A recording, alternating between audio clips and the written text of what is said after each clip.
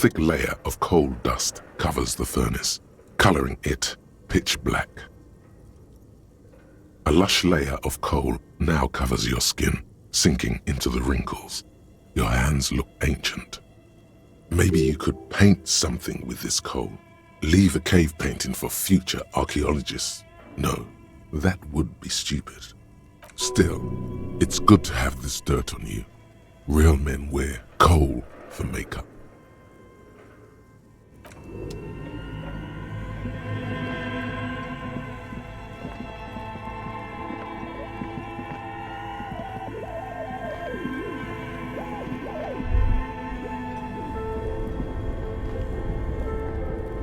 Two cables are plugged into the breaker box. The red one leads to the ice bear fridge and the black one to the ice cream maker nearby.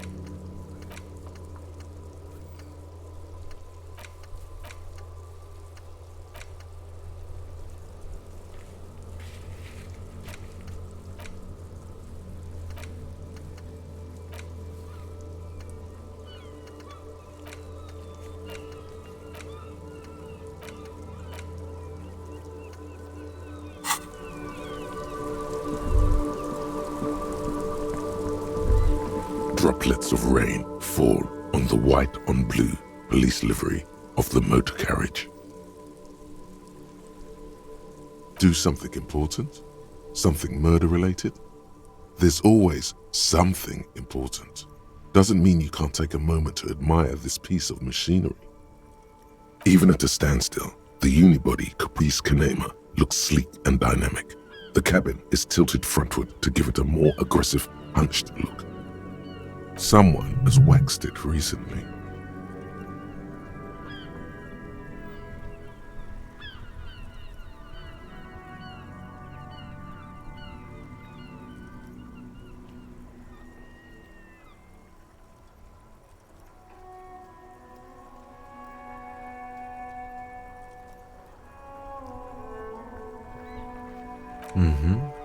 You want to take a closer look?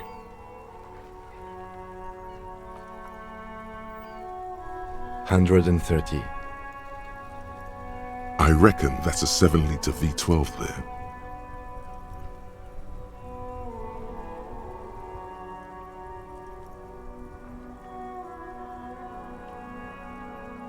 $7.2. Supercharged.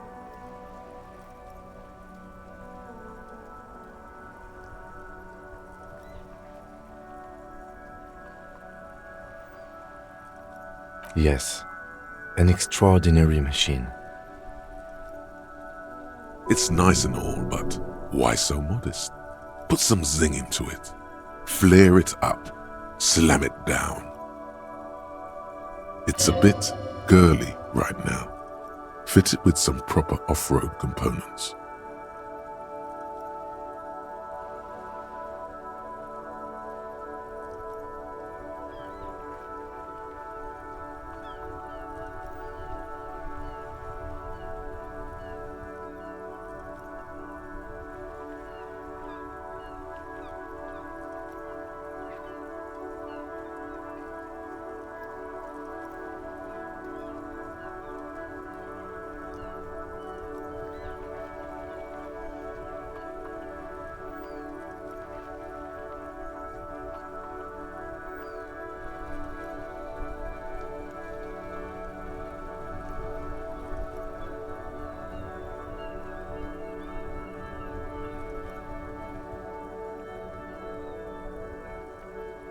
We are not going to, though, because this is clearly a sports motor carriage.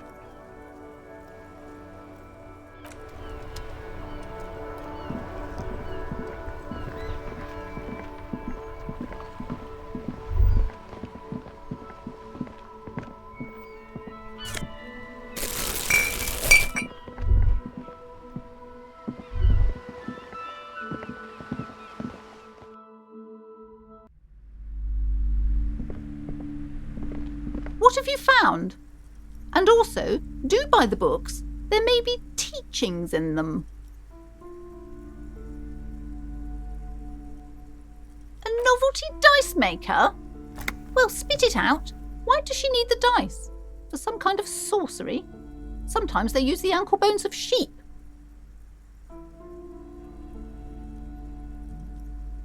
I don't understand. If it's not her, then where is the source of the doom?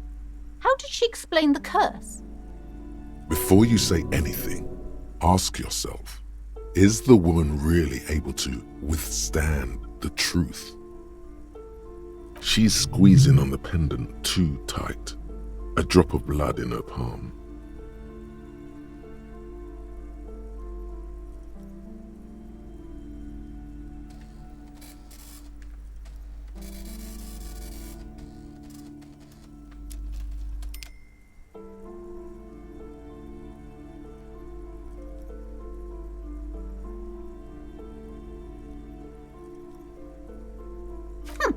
Too many inconsistencies. What kind of talk is that?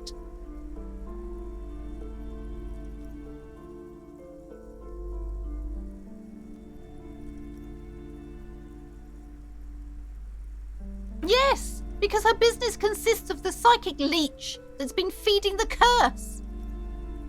I see that you've fallen for her manipulation, Detective. The investigation is over. I just hope that you haven't made anything worse by going in there. Thank you for nothing. Please do buy some books or be on your way. Wow, total psychic collapse between you two right now. I am sorry we had to disappoint you, ma'am. Can we go now? The shop around you feels ancient suddenly, damp and saturated by the coastal air. The books are rotting. A great cold lives here. And there, too, 1,200 meters away on the urban coast, the dark shape of a church is reflected on the water, calling.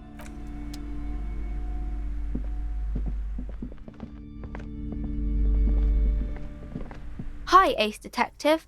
Are you here for more books?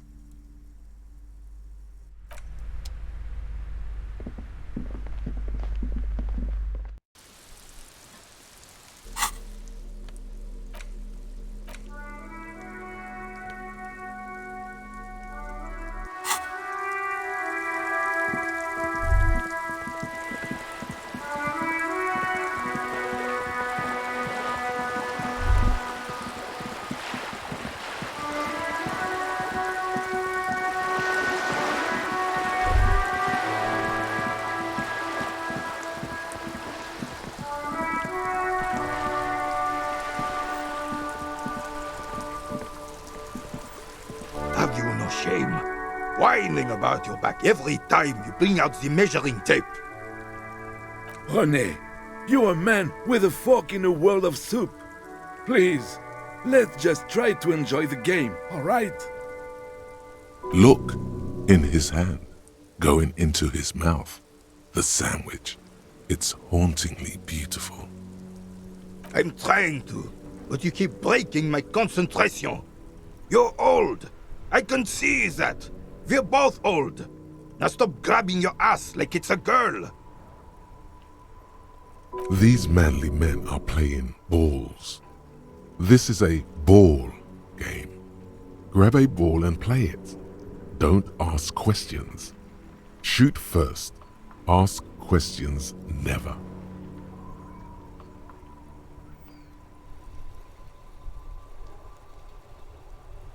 That's the spirit. Don't even waste your breath asking about the game. They wouldn't know anyway. They're way past their prime.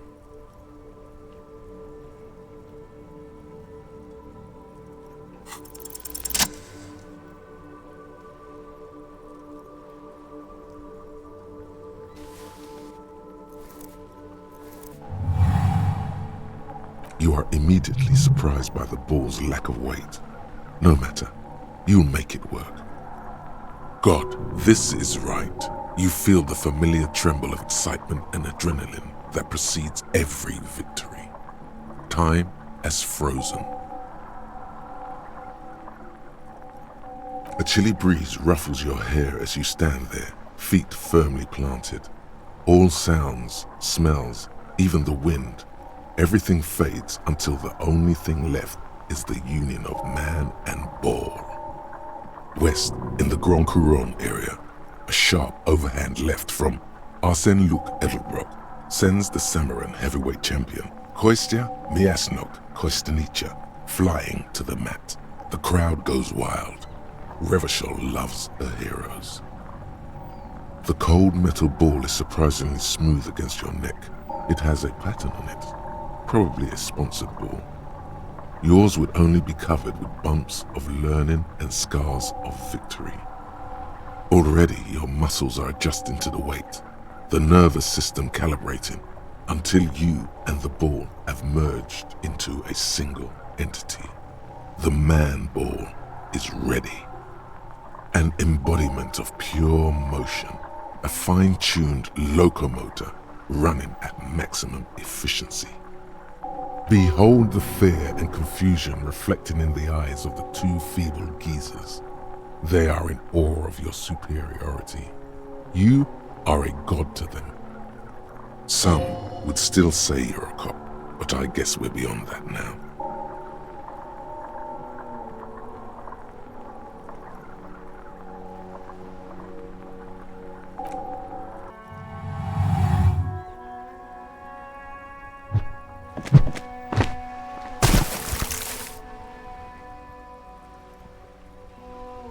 Merde! Bordel de merde! What the hell is your problem?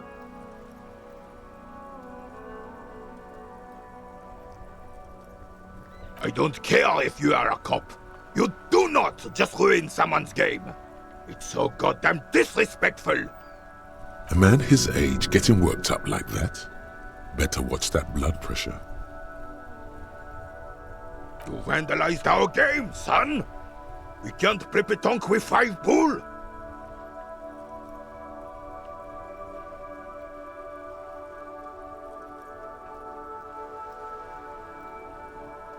Well, it damn well isn't. It's pétanque. You ruined a pétanque game. We want our bull back. Take it easy, René.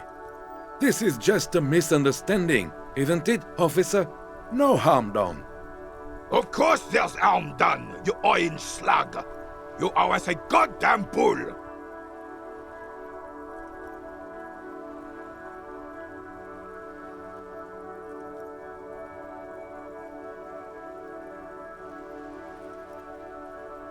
Will this... No, it will goddamn not. Thank you, officer. This is really something. Honestly, I think it's better than our old bull, even. Mon Dieu. All right, fine. What do you want, officer?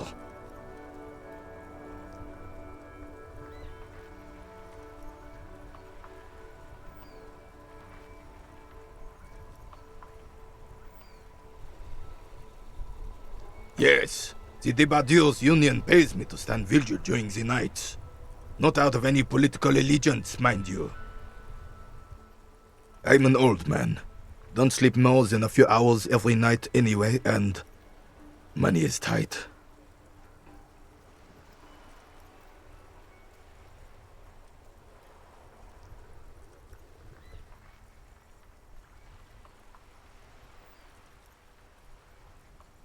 Yes, it does. Unfortunately, I wasn't working that night. Been on a 2-week leave since last Monday.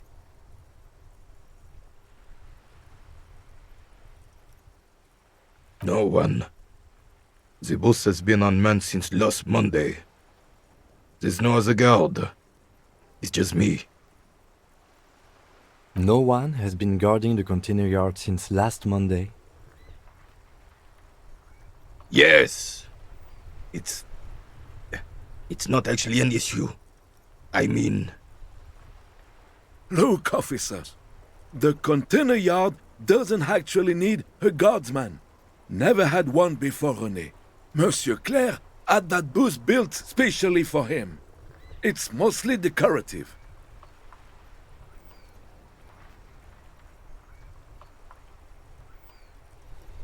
The possibility of someone being in there is enough to discourage any ill-minded individuals. Evrard created this job for René because he knows the Royal Carabiners' pension of honor and PTSD isn't something a man can live off. A decorated Kingsman collecting tear reflects bad on the whole neighborhood. His words.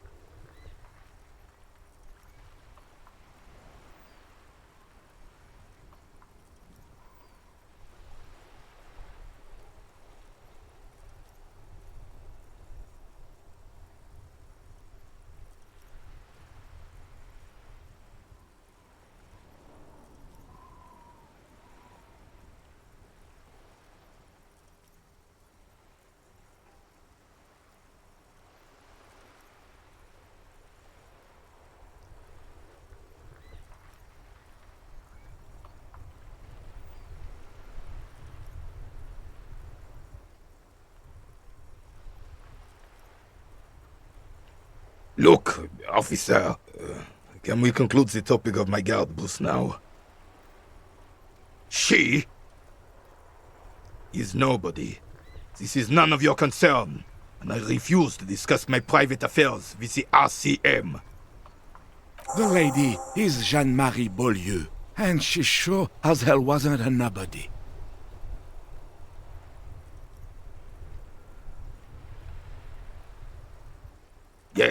Yes, like I said, I would be up anyway, so might as well keep an eye out. It keeps my senses sharp.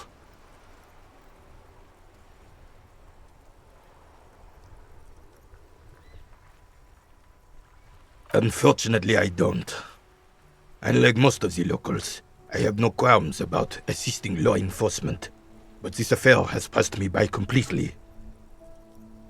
In Martinez, the Union is the law, so can you really blame them? Cop is a pejorative term. I don't have a problem with policemen.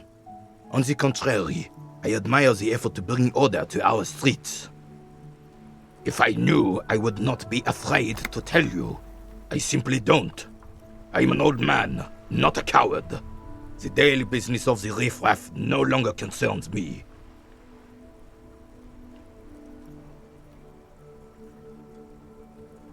Ah, yes!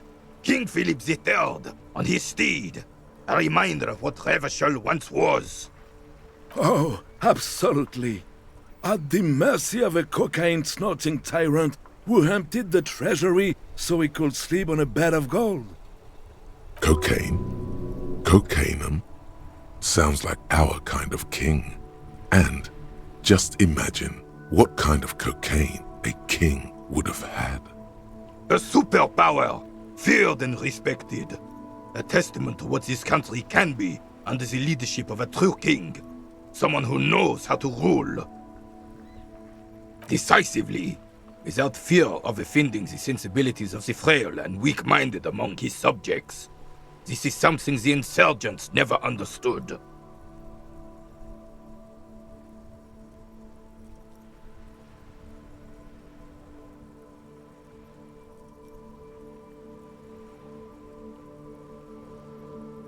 A nation is only as strong as its leader.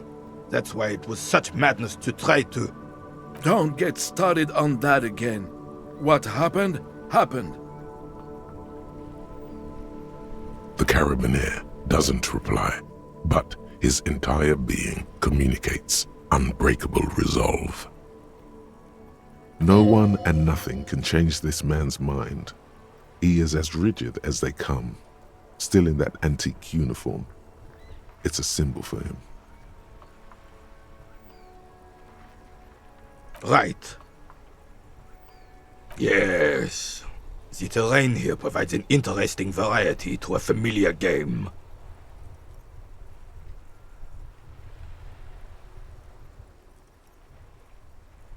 No. It was left by heavy artillery fire. Heavy artillery fire, you say? That's the best kind of artillery fire. Very interesting. Why what? Because that's what happens when communards hijack your country, execute your supreme leadership, and turn your capital into a slaughterhouse. You use heavy ordnance to clean up your home.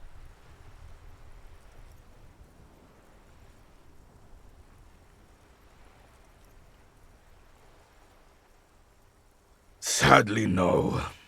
It was the foreigners who brought them to their knees. We fought valiantly. Too valiantly. So valiantly we got licked. Should have fought dirty, like they did with their suicide sex cult propaganda and mad anarchist women strapped to shrapnel bombs. We didn't though, and we lacked caliber. God bless him, but the suzerain's cannons simply weren't big enough.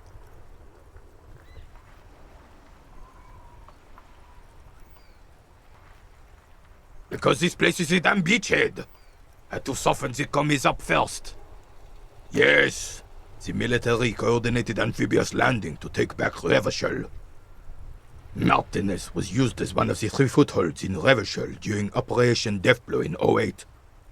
The other 2 are off in Stella Maris and the Delta.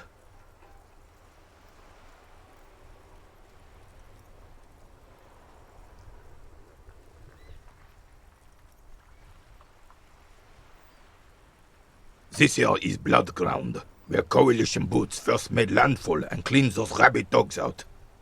Most likely, we're playing pétanque on their mangled corpses. Blood ground. You got old René going there. Like he isn't hungry enough already.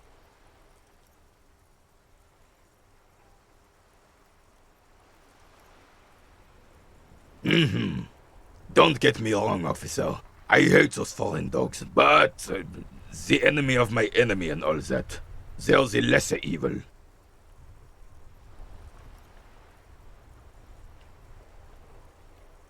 Damn right, son. They laid the fire of hell on the city before they stormed it. And it worked, too. He approves of this radical approach, knows it was necessary. The rest of the city got cleaned up, but Martinez they keep as a monument. And now the Union Socialists are practically running the place. Well, it's your own damn fault. You, we, the coalition, Revachol, whoever you want to blame, never finished the job. Officially, the party never surrendered. Of course they still all influence. You don't even begin to truly understand the players on the table, let alone the specific circumstances surrounding the... What do you think?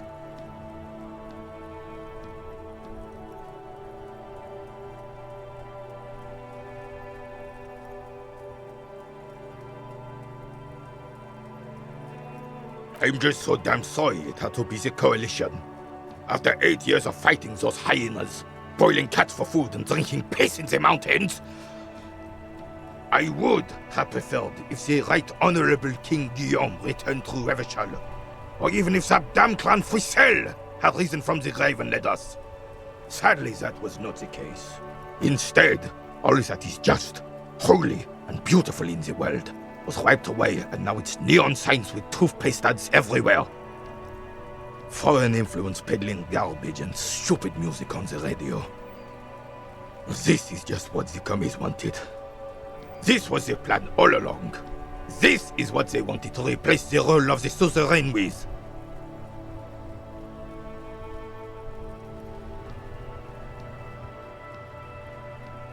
Damn Frissel. He was the king we couldn't protect. The Carabineers failed him, and the crown. He died in the hands of the Hyperlay, in a very public execution. He slouches as he says that. It makes him smaller, admitting they left the king to the mob. A true king in both blood and mind led Revachol before Frissel. He would have been better, but the damn commies drove him into exile. The suzerain is the king! Has everyone forgotten already? They've forgotten already. It's no use talking to you. You were still in Daddy's balls when it happened. When we took our last stand against the filth and rode the cavalry straight into gunfire. An extremely inadvisable strategy against automatic weapons. Be sure not to make the same mistake.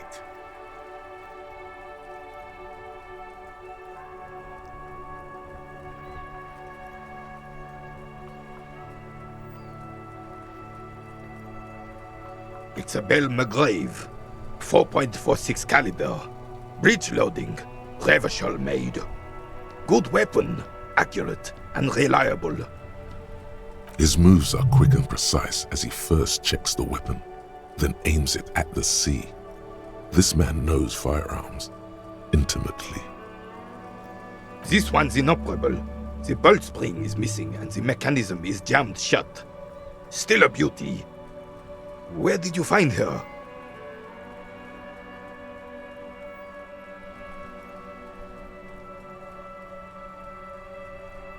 I'm not surprised. There are probably lots of forgotten wartime weapons lying around here. Back in the day, everyone had something stashed away. As for the rifle, I don't know what else to tell you. These BM-446s are an antique. No one uses them anymore. The ammunition is impossible to find.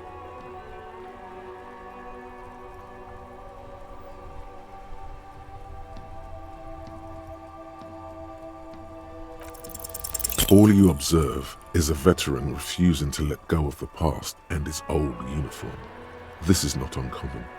This is the uniform of the Royal Carabineers in service of Frissel I, Guillaume le Lion, and the valiant King Philip V before him. Don't you mean Frissel the Fan? You do not speak his name, Craven, although he was a clown. But he was our clown, ours to ridicule and to mourn. There's something you missed. You will get to it. Don't worry.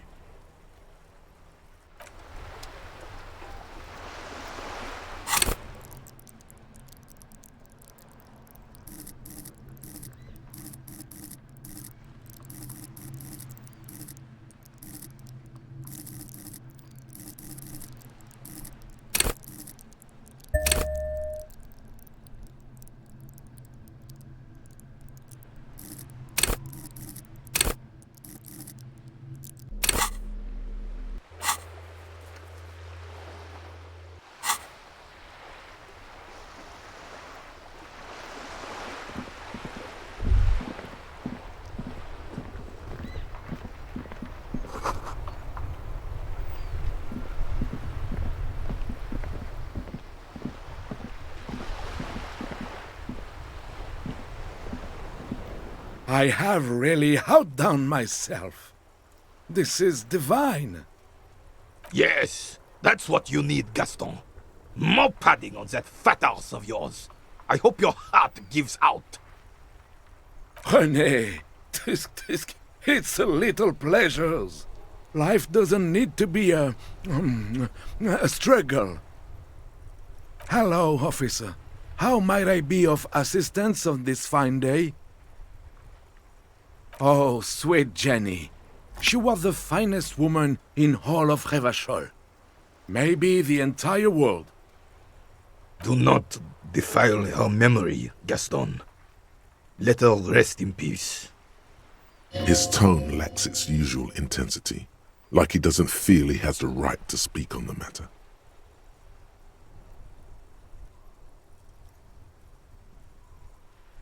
We knew her, all right. Lived on the same street our entire lives, just 2 houses apart. The 3 of us have been best friends since we were 4. She was René's first girl, back when the prick was 16. They were courting till he decided he'd rather die for some great ideal than just be happy. And then you stole her from me.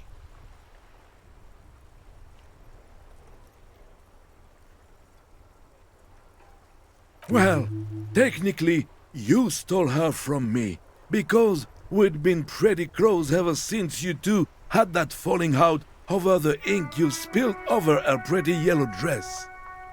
We were just boys then. This was different. You... No point starting this all over again.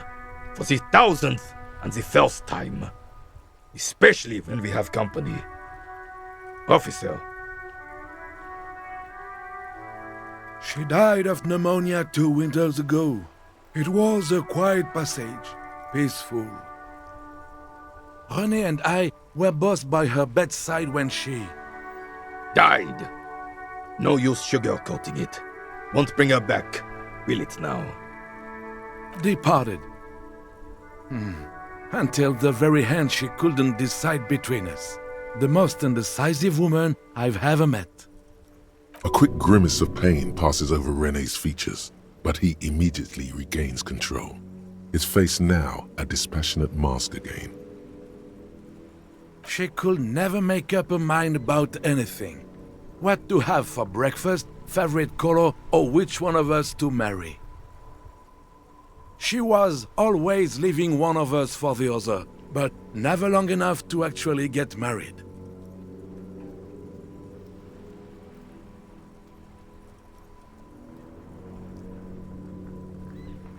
Heck, technically, we're both still engaged to her. You always confused her. Couldn't let us be happy. Seduced her with your fancy words and pastries. He suddenly remembers you are still there, falls silent, and turns away. Of course, officer. Memories are all we have left. Let me think. I heard someone was hanged and left on a tree for a week, but that's all I know, really.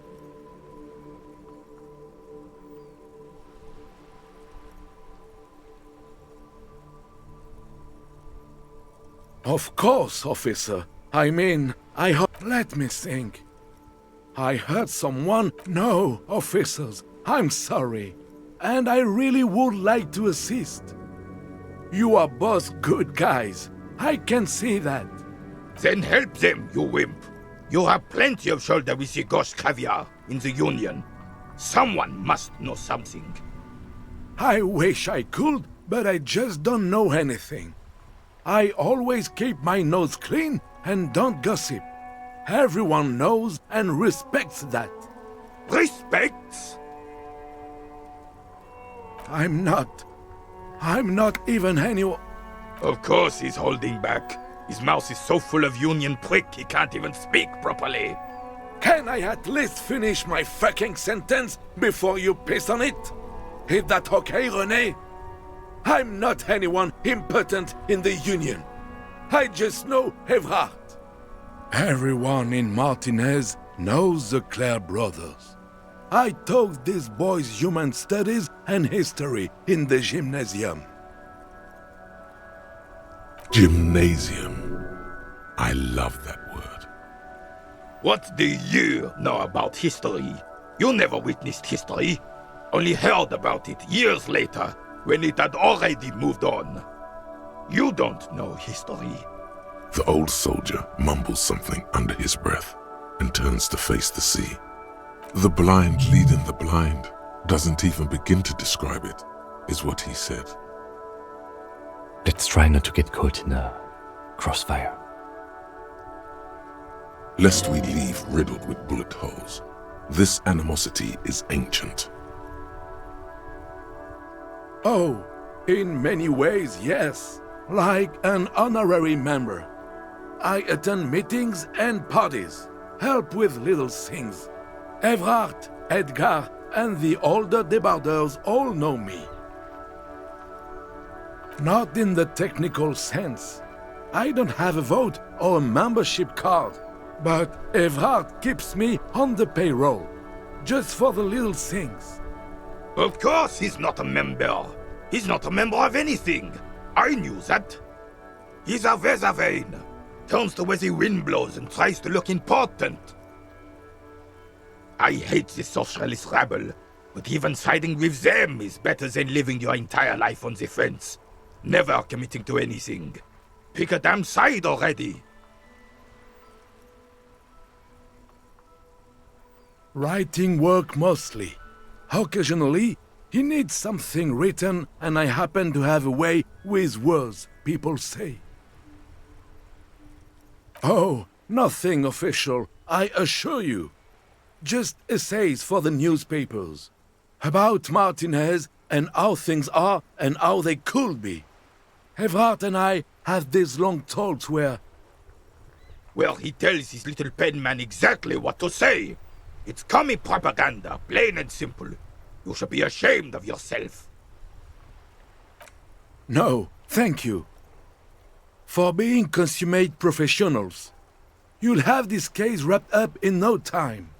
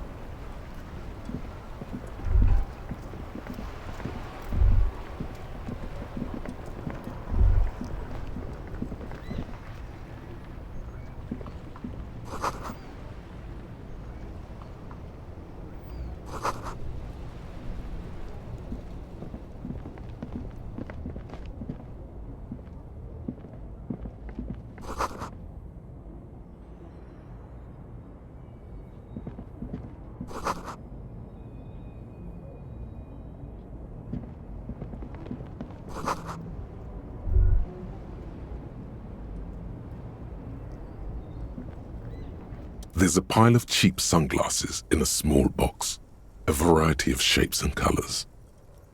You like sunglasses, officer? I've got the latest styles right here.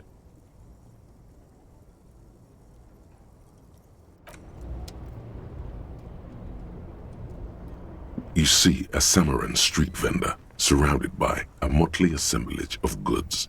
When he realizes you're looking at him, his face breaks into a wide, welcoming grin. The name Sileng is embroidered over his breast pocket. Happy shopping, officer! Everything's cool here. Everything's cool. The goods are cool, the customers are cool, the place is cool. And one more thing, officer. From out on the bay, a cool wind gathers. It sweeps into the city, tugging at the textiles hanging around the stand. Some distance away, the sound of a tin can clattering across the street can be heard. You're very cool. Bang, bang, bang, bang! You feel a twitch in your index fingers. There's a finger shootout brewing.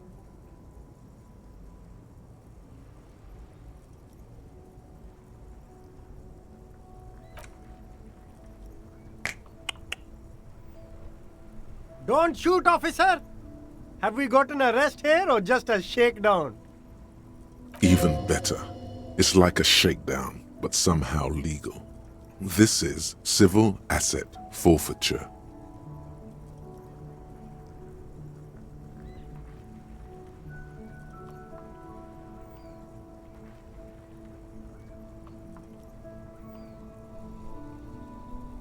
Oh, you're threatening my inviolable property rights. Good joke, officer. You're very funny. You know that? Then fire away, officer.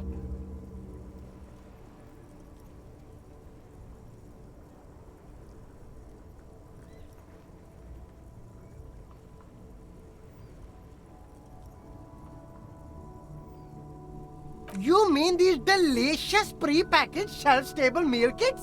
Really easy to cook, no hassle, really cheap too. Buy some, try them out.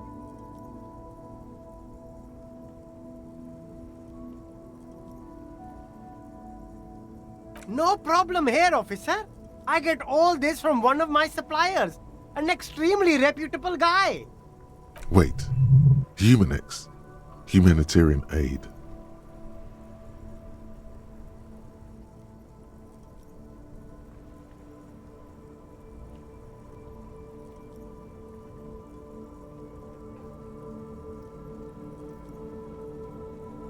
What? Look, officer, I'm just the retailer. You'd have to talk to my supplier if you got questions about the supply chain. That's how the game works. Interesting. We'll need more if we're going to pin this one down, he thinks. Good questions, though. Sharp eyes, officer.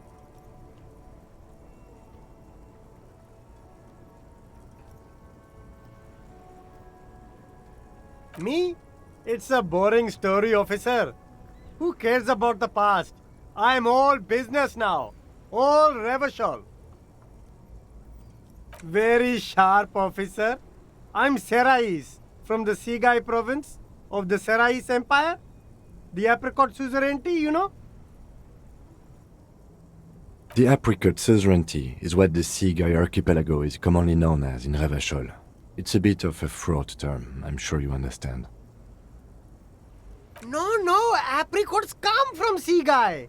My grandma used to grow them. But Sigai is a shithole. That's why I came to Revachol.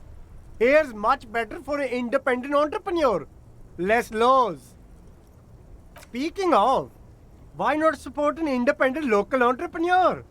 I send half my profits back to my grandma in Sigai.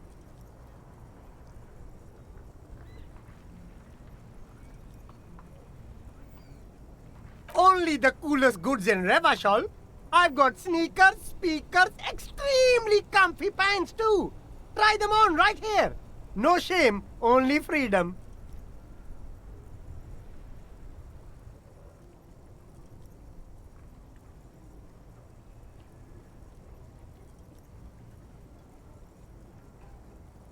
Good joke, officer. Here we don't have permits. Just economic freedom. Take a look around. You glance around the decrepit buildings, the miserable weather, the sidewalks strewn with sunflower seeds and a dust-choked air. It's beautiful. Beautiful freedom.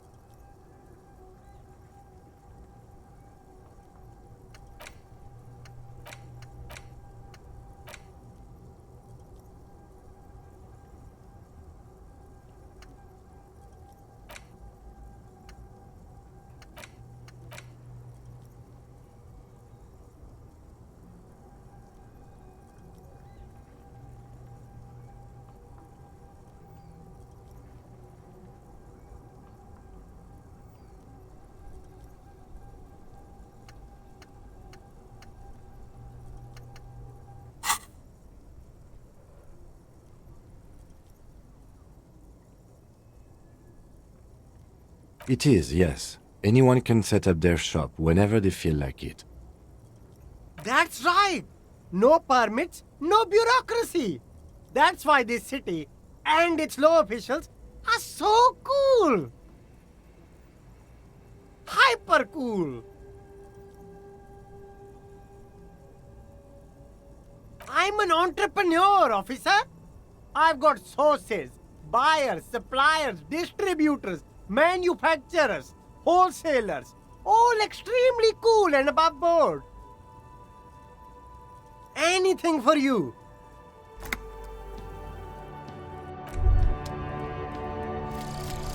Jamais vu. Derealization. Jamais vu. The opposite of déjà vu. Not already seen, but never seen. Everything that should be familiar appears strange and new, like some half-forgotten day in your childhood. Only now. That's the feeling you've been having. And for who knows how long. You should go and ask Joyce Messier about this. What world are we in? This is a fundamental question.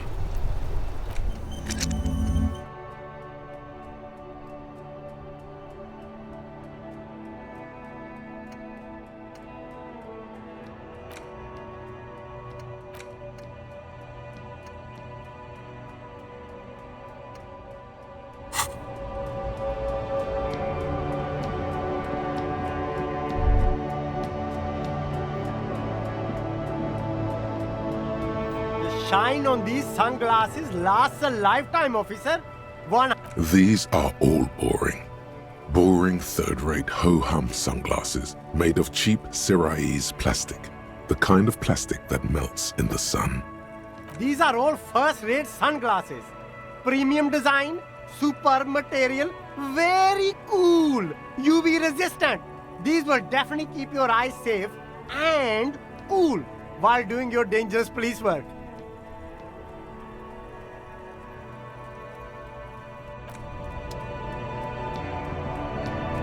There are clothes inside. Cheap second-hand clothes, smelling of strangers' body odors. Don't be shy. These are premium class clothes. Good quality fabrics, best retro design. Save the economy with your style, officer. You find your hands deep in tattered and faded garments made from weird polyester blends that make your body itch and sweat in all the wrong places. The box smells like cat piss or like an old person with no money. Economical, but also trendy. Look first-hand, buy second-hand. Keep the economy moving. Something cold grazes your hand. Synthetic and sleek, a windbreaker. Surf, it says, but also wind, summer, 100% waterproof, and sport, all in different typefaces. This jacket is the apex of human evolution, the moment at which man became weatherproof. Practical, and yet it may deaden your senses to the world around you, possibly because of the awful typeface. Good choice, officer. Mega sporty. And it's only $450 for you, sir.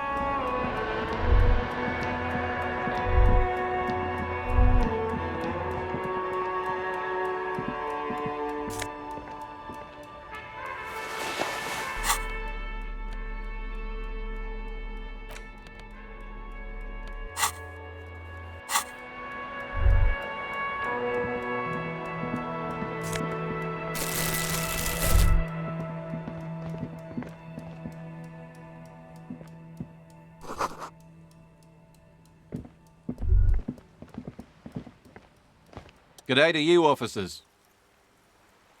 A burly man hangs out by the waterlock, carving up a generous serving of salami with an old hunter's knife. His eyes are fixed on a man stranded on the other side of the waterlock and on an enormous billboard that has fallen down into the canal between them. His posture is relaxed. Despite his powerful build and a knife in his hand, this man resorts to physical intimidation only infrequently, if at all. I wasn't here to witness it, but those look like tire tracks on that sign. Weird, huh? Then again, plenty of daredevil drivers in Revachol. Too bad it also takes a year and a day to repair anything around here, especially a waterlock. The rest of the coast is closed off till then. Well, there's the fishing village, an abandoned fish market, a bizarro church. Not much use to the congregation, though. There always seems to be something wrong with it. Yeah, not really much else. Just bombed out ruins.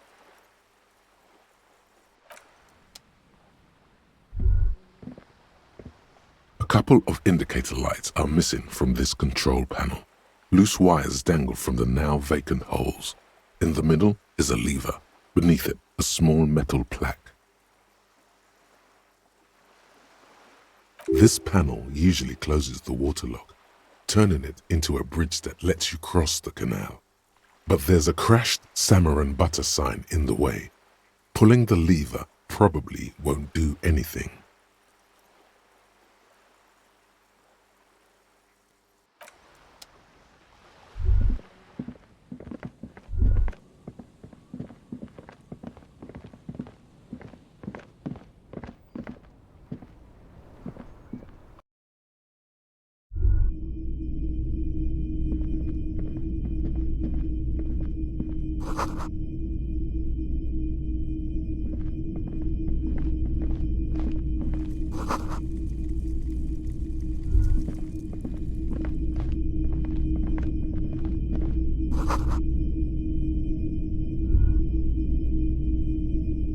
Wow, a very large red t-shirt with an impressive print stands out from the other garb. Oh yeah, the print depicts a muscled man striding toward you, a giant sword in each hand, encircled by burning embers. Behind him is a cluster of cabins engulfed in flames. Beneath him are the words, Hjelmdal burning. Smells like worn cotton and a little old sweat there. Worn cotton with a side of flea market or trash bin. Sniffing is okay, but please don't try anything on. Can't have you leaving your photon emissions in the fabric of things you're not going to buy. Hell yeah, man. I don't usually carry printed tees, but this one was just pure exemplar. A fan? No, I wouldn't go that far. But I do think the Hjelmdalaman saga is an integral part of our shared reality. Most people don't think that the man from Hjelmdal really existed, but they're wrong. I mean, even if the man from Hjelmdal didn't exist before the adventure novels, the stories have made it so that he has. It's simple, really. Okay. You sound skeptical. It's not that complicated.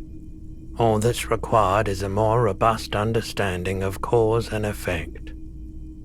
Besides, I've been to Kotla, though not quite as far north as the Hjelmdal, and watched northern lights travel across the sky. Very unique, energetic tides there. Stop talking about this nerd stuff. It will make you weedy. Buy the damn shirt already.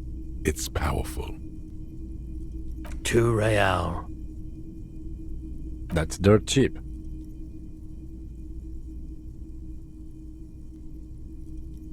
You should.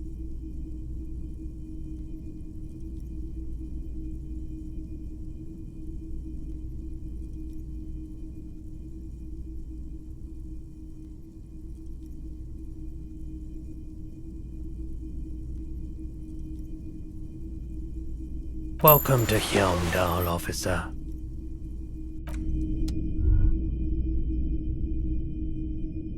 A typical Martinez streetlight sits among assorted floor and table lamps.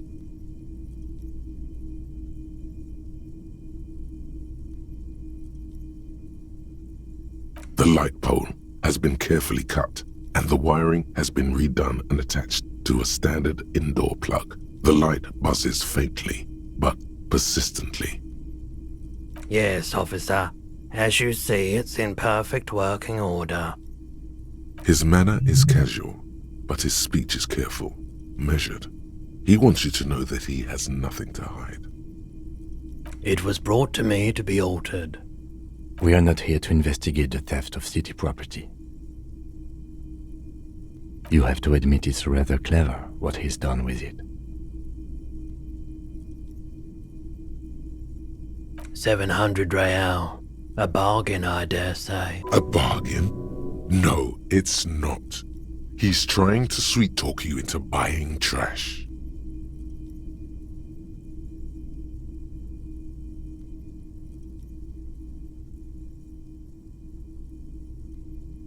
Hey, I don't know where it came from, but it's not every day you get to buy and sell something so extraordinary.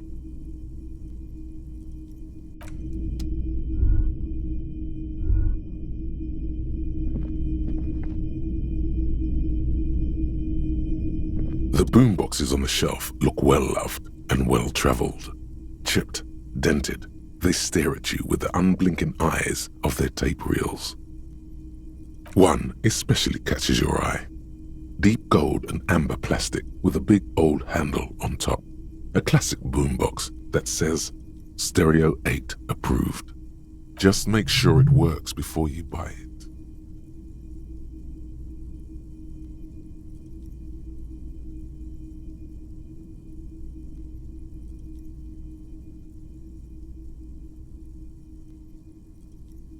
Absolutely. I've tested each one myself with recordings of speech, found sounds and music from a variety of genres, even though I don't really like music.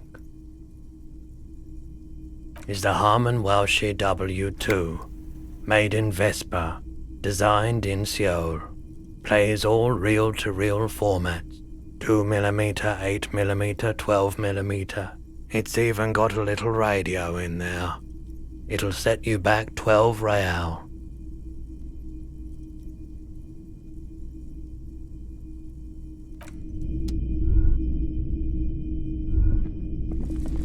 You see rows of toy soldiers guarding the rest of the trinkets displayed on the table. Some on horseback, others in rags, others yet in bright blue uniforms. All are stern and unyielding in their duty. Big men on big horses, clad in lamella armor and carrying flintlocks, the kind that would mow down a line of enemy soldiers in the blink of an eye. Franco-Nigerian knights. I used to be very serious about these guys.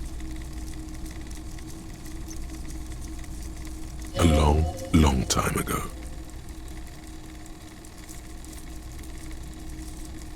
They're not all blue.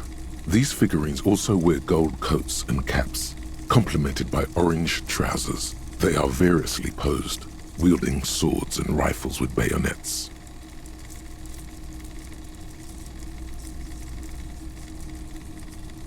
This is what the loyalists looked like, yes, at first. Then they wised up and got camouflage. Which ones? Ah, those. Yes, they are. I find the paint job a bit gaudy, but children like the bright colours indiscriminately. This set of soldiers isn't meant to look impressive. A few have rifles, but most of them carry pistols. Some even shovels and tall sticks. You're probably talking about the revolutionaries, yes? Yes, they are soldiers, revolutionary soldiers. I think their poverty has been exaggerated for effect.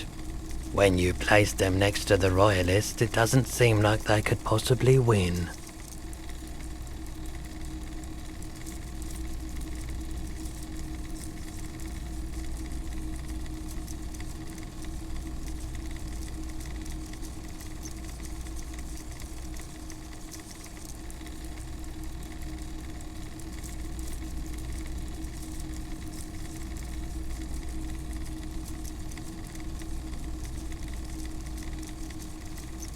I don't like either set very much, to be honest.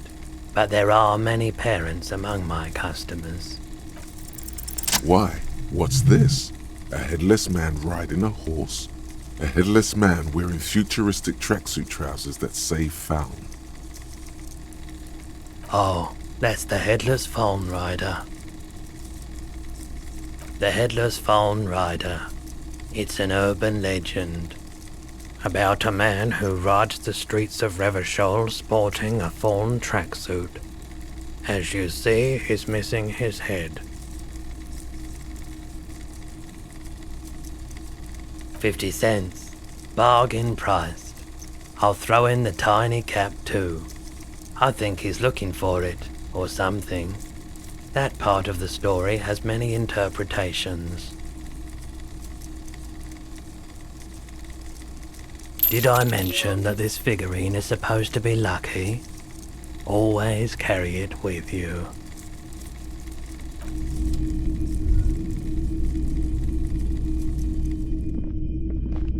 Hello again. How can I help you?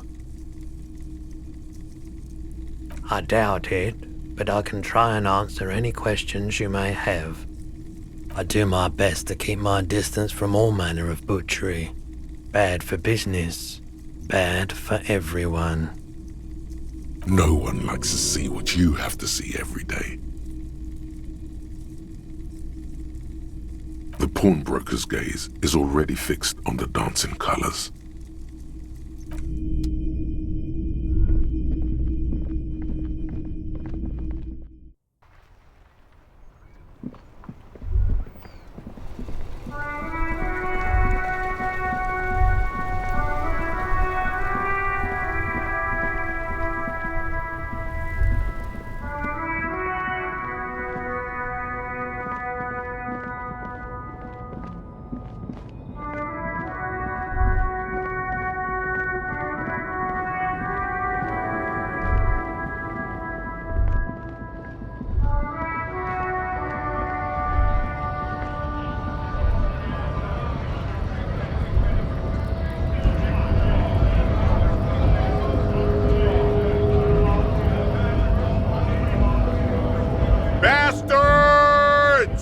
We have a right to work!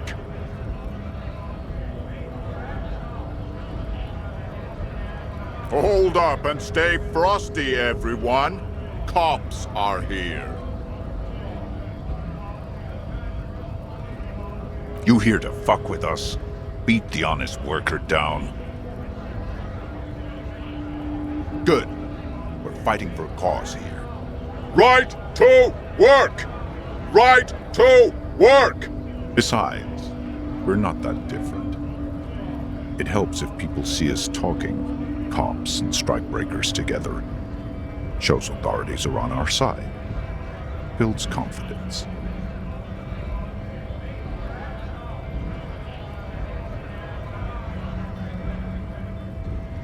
Rights of people. Rights of workers.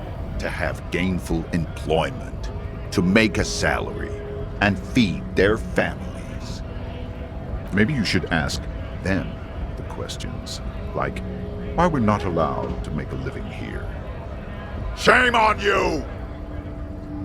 We have families to feed, you piece of shit. So do we, Scab.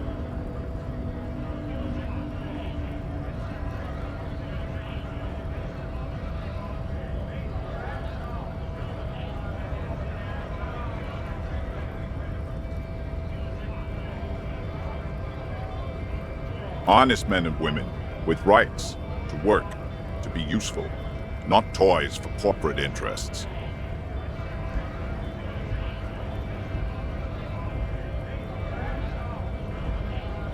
We came here to help the harbor run smoothly in time of crisis.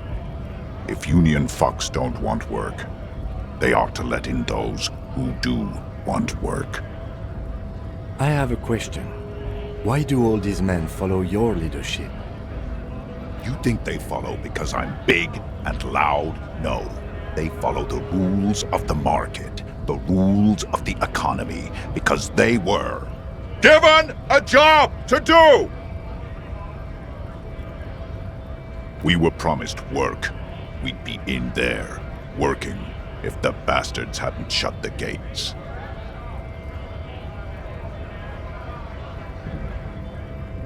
Main gate's locked. Would take heavy ordnance to bust it open. Could try to get in through the secretary's office. Door's locked. The guard's blocking the way to the access panel. And I don't mean the scrawny mess punk either. I mean head measurer. Or whatever he is.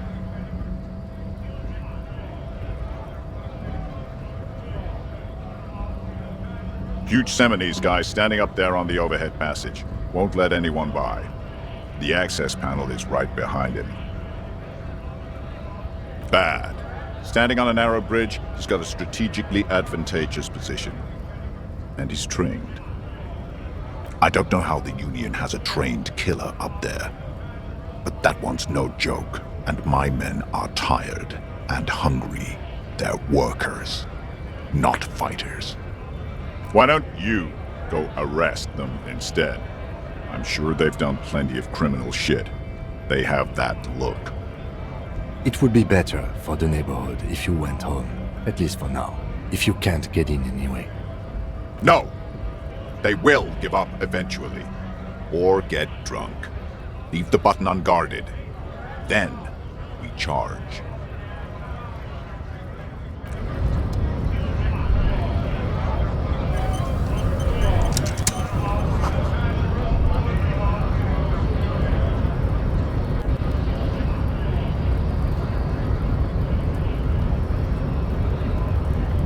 US cab now?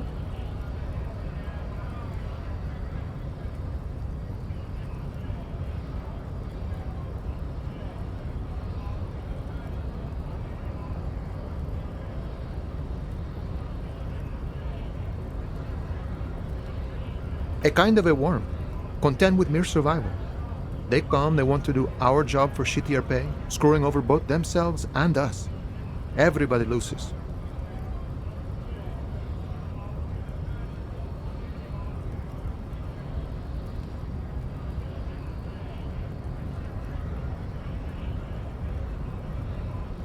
Gotta be bloody stupid or freaking evil to scab. Or I guess, scared maybe. But scared of what? Of who? Personally, I'd rather beg than scab. If the gentleman shouting on the street came begging, maybe they'd have gotten something.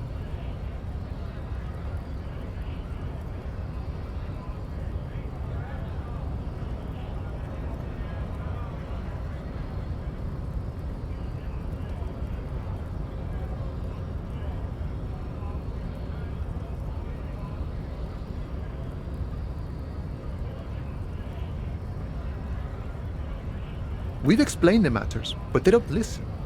This lot would be reasonable and go home if the big guy wasn't riling them up all the time.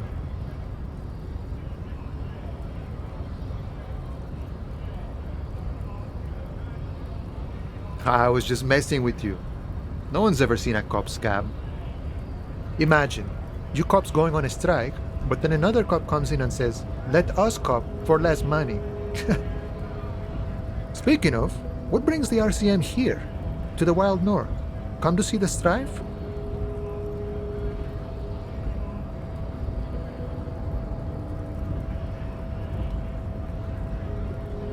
A key, huh? What door is this key supposed to open?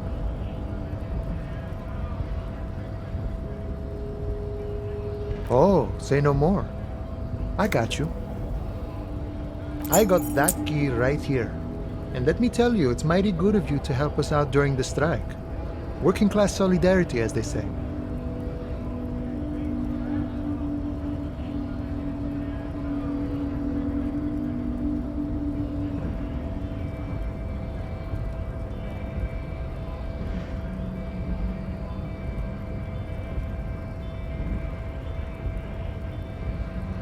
Oh, so the none of the above type, are you? I get it. I like to keep my distance too. But it doesn't matter. It's a good thing you're doing. Thanks. What you're looking for is a basement door behind the greenhouse. That's behind the whirling in rags.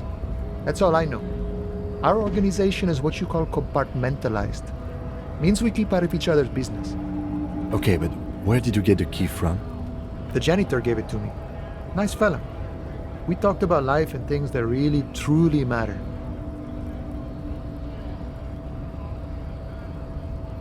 None of this mess we're in. This jiving and juggling. What's it for? To feed our children, I guess.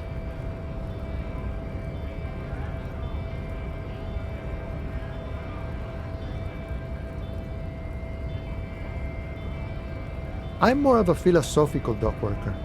I like to talk about the big picture stuff. Who I am, who you are, what we are fighting for. Ask him about the Hardy Boys.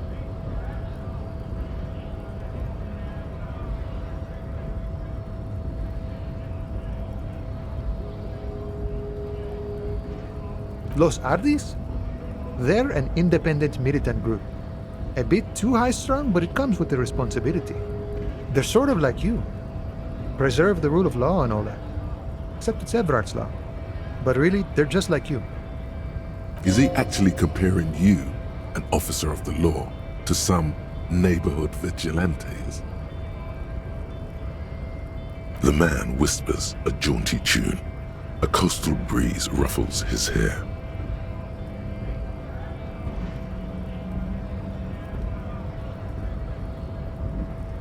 We're negotiating our share. Aye.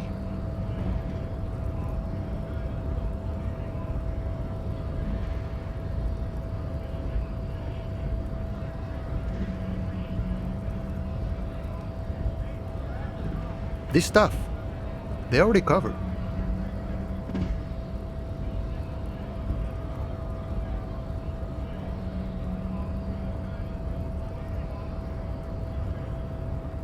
It's not enough. Not enough to get ahead. More about keeping us in our place. All of it. However, right now we want all the harbor workers to be on the company's board, so they could take part in the decision-making process.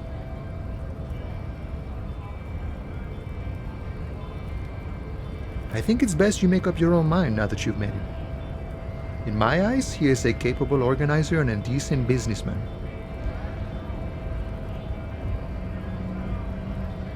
I guess you kind of get to be the village chief. He oversees the harbor, makes deals with the owners or other relevant parties, watches out for his own. By that, you mean corruption? By heavens, why would he not be corrupt? We live in a harsh and disordered world, see? And in this world, the old man is corrupt for our benefit, and we know it. Appreciate it even. He is, personally, not too lavish. He is reasonably lavish, sure. That's his prerogative. It's not like you want a saintly demeanor on a corrupt motherfucker. That would be a manipulative illusion. Besides, there are no non-corrupt systems in the world anyway, and moralism is the most corrupt of them all. Not you, you would like to say. But then there's that weasel door. Sure thing.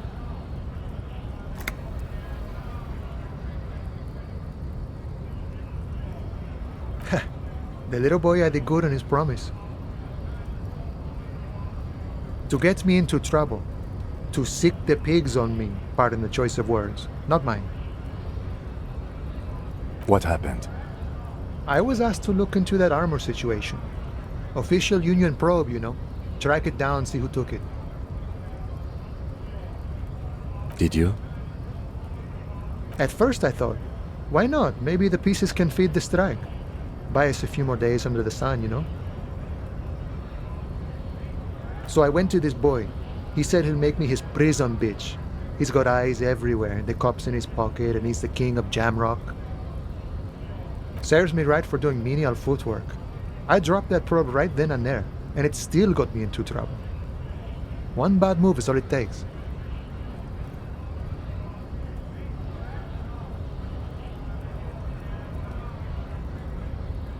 I learned that people don't want to talk to a drunk union man about some armor.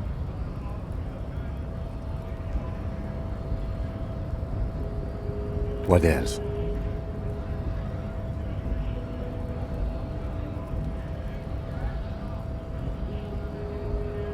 Not much. Technical stuff mostly. That was the interesting part.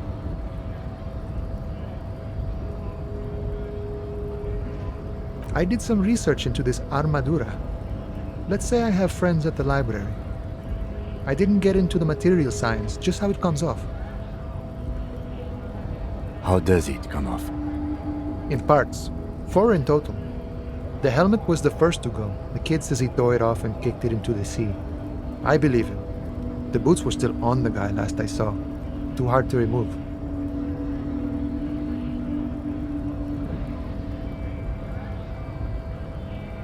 So, as I count, there are 2 parts missing. The gauntlets and the cuirass. This is where I left off. Too much hassle. More like a job for some militia.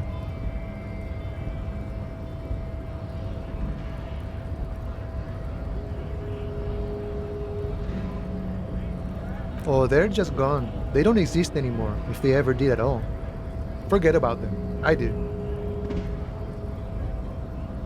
All of it?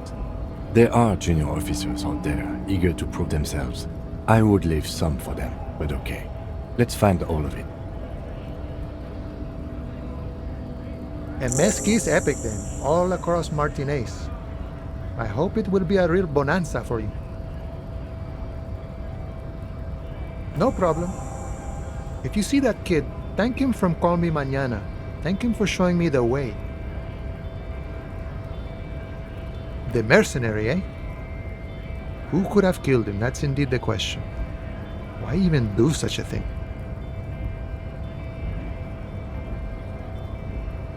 What a thought! Why would noble workers resort to such a thing? Unless they were pushed, of course. Your dead guy was an enemy combatant. He was an agent of the opposition, attempting to undermine our honorable efforts. I ain't the murdering type, but that's just me. Large organizations like our union have all sorts of men, with all sorts of skills. He means a more violent faction could easily take care of such a thing. Understood. This has been of limited use. Still, thank you. No problem. I wish the best to you in your search. Should I'm...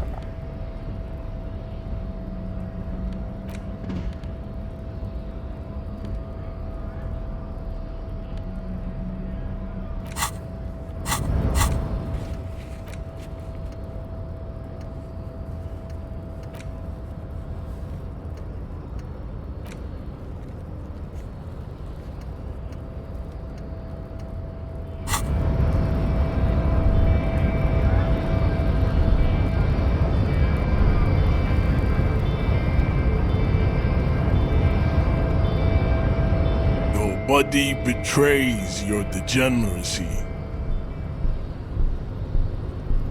Yeah, Measurehead. His body totally betrays his degeneracy. Your body does not betray your degeneracy. That's a lie. You're in great shape. Don't say anything. Size him up first.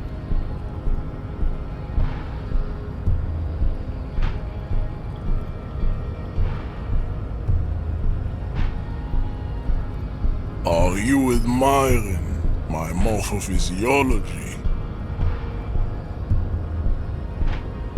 It must be frightening to stand in the shadow of this racial pinnacle. Be calm, Sandwich. You are not in danger, because you are not a threat to me.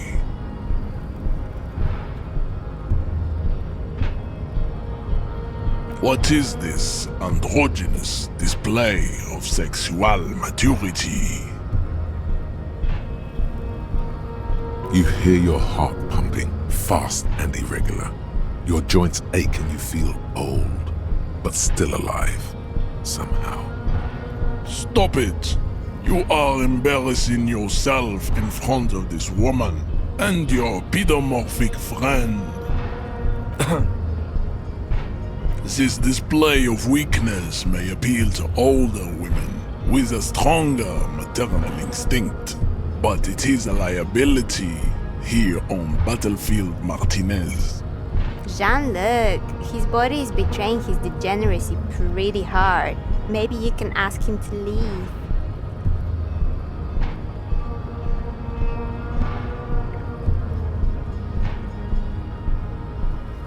That is precisely the negligence that has led you to succumb to Al Ghul. You reek of it. An invisible sword of Al Ghul emerges from your throat. You cannot see it, but others can. It is making the woman in my company sick.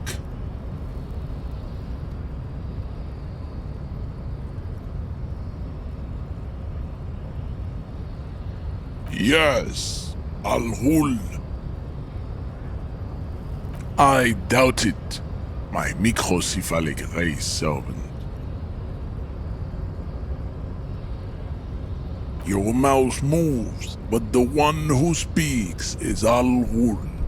You are but a vessel for the Ghoul now. Very little of yourself remains. Occidental Haplogroup B4 is done giving orders around here. The influence of the ham sandwich race is waning. Show him the ham still got it.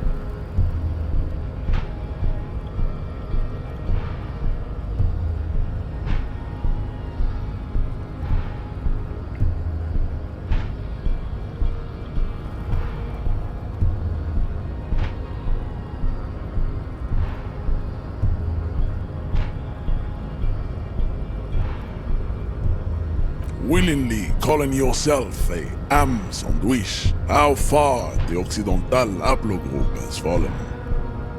You were once a noble and powerful race.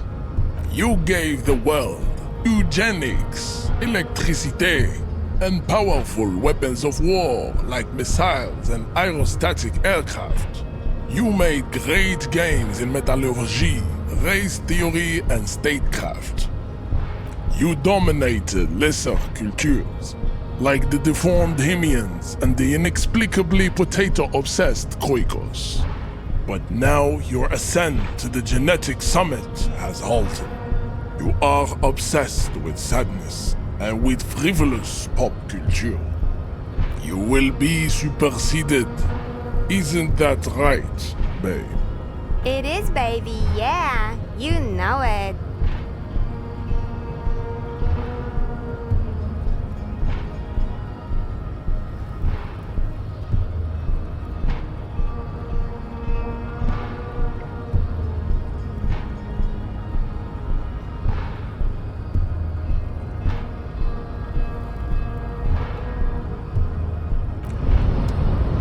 It's clear you like the hard stuff, Bruta.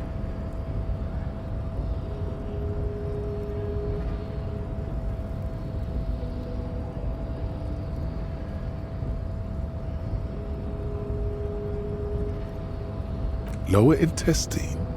The term is metabolic and circulatory system. Fascism, Bruta.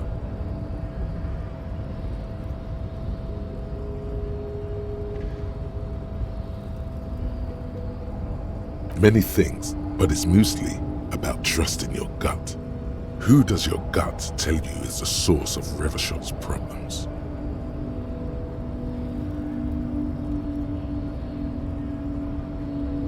Quit stalling, Bruiser. We're talking about the weakest, worst, most insane thing. The weak link. Yes, them, but also Women. Women. Men of war. You don't like them. They're insane. Their idiocy needs to be scrubbed off this world with rubbing alcohol. Woo, that's what fascism boils down to. The rest is also important, but the main thing is that women need to know their place. You're going to keep your vooz, right? Keep your vooz, Brota. There's a slow, painful growl somewhere in your intestines, knocking on your alcohol-engorged liver. It is one of betrayal and disappointment. Last we saw, your race was being superseded by the Semini. Enough with this begging. You should leave the stage of history with dignity by inviting the other races to a great world war. Bring your troops to the Semenine Islands and to Boogie Street, and we will pulverize you. When you are gone, we will build a museum for you. The walls will be lined with bottles of Al Ghul, your beloved beverage. Inside, we will store the odes to homosexuality you call art, and your microcephalic skulls.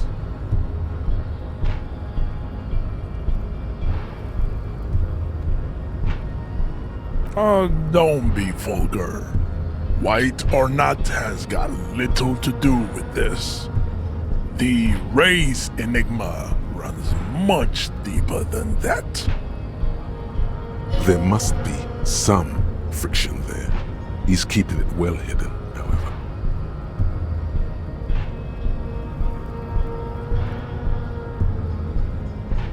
Mr. Clare is a man of vision and means. He has the will to confront International Capital, which is something your race naivistic communists never did. Also, to serve is noble. It takes discipline. Your petulant individualism has only contributed to your race failure. It is lax and moronic. Jam. Individualism.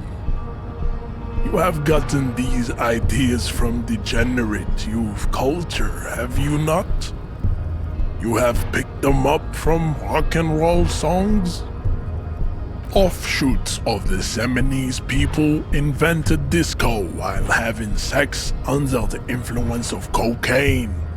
It is a shame upon my race. But what is done is done. I am not surprised you enjoy it so much. This has happened to many of the side products of the inevitable cultural victory of the Seminese race. The South Island race, haplogroup A4A. We are the rightful masters of the Insulindian archipelago. We descend from the Areopagites of ancient Pericarnassus and arrived here 4,000 years ago. Millennia before you. We are the future. That is all you need to know. I am a descendant. The narrow streets of Ulimbuir are with me in my genetic dreams. I see young Seminese women walk into the grey mass on Ile de Fantôme, waiting on immaculate conception from the pale.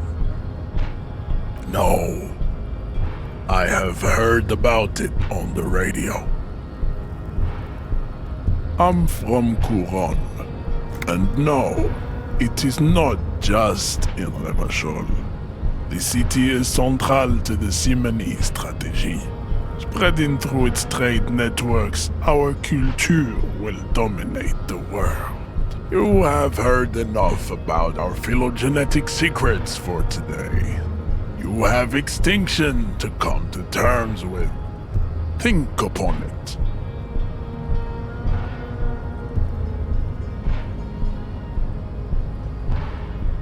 I am not the first line of defense. I am the last. In addition, these so-called hardy boys are an effeminate clique of bodybuilders. Their company is spiritually degrading.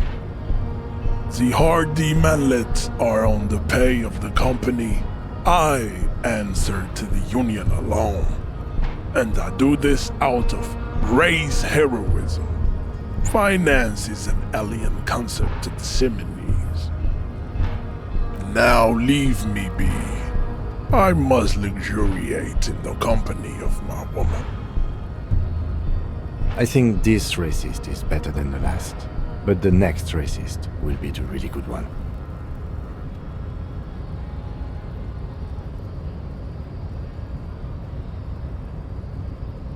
There always is.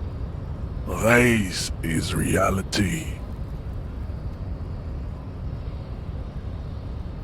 Racists are generally not very good examples of their race. Welcome to Revachol.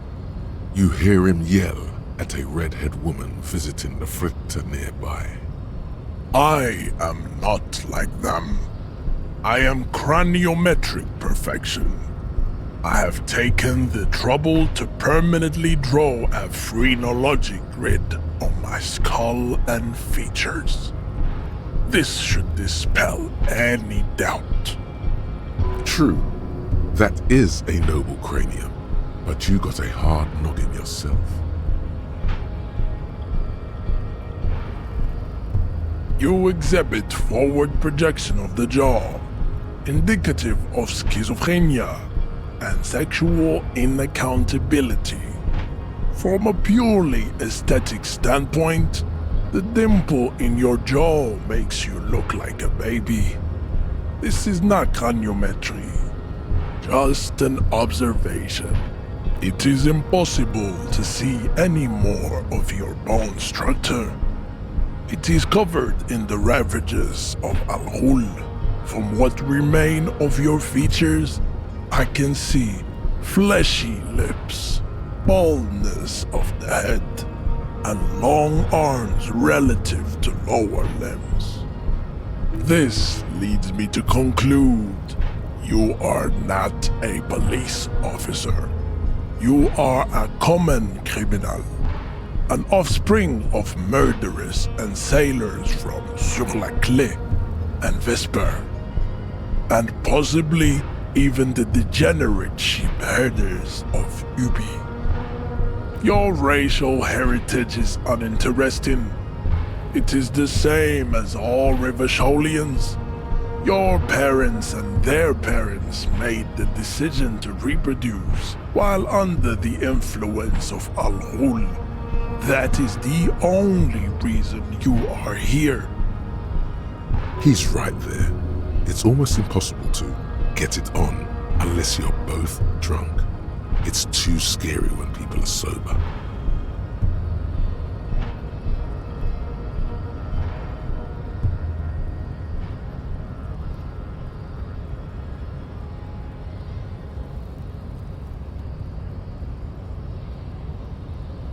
The man looks at you, silent and unmoving. His eyes burrow into the remnants of your soul. You are not Santiago. Santiago is not you. Even the phrenically impaired can see this.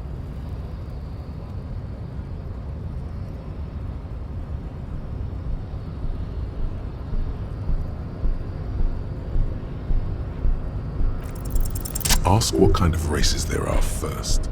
Classification is core to this stuff.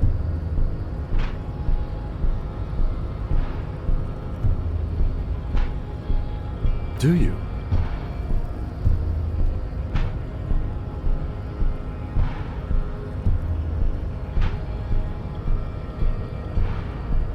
What thing?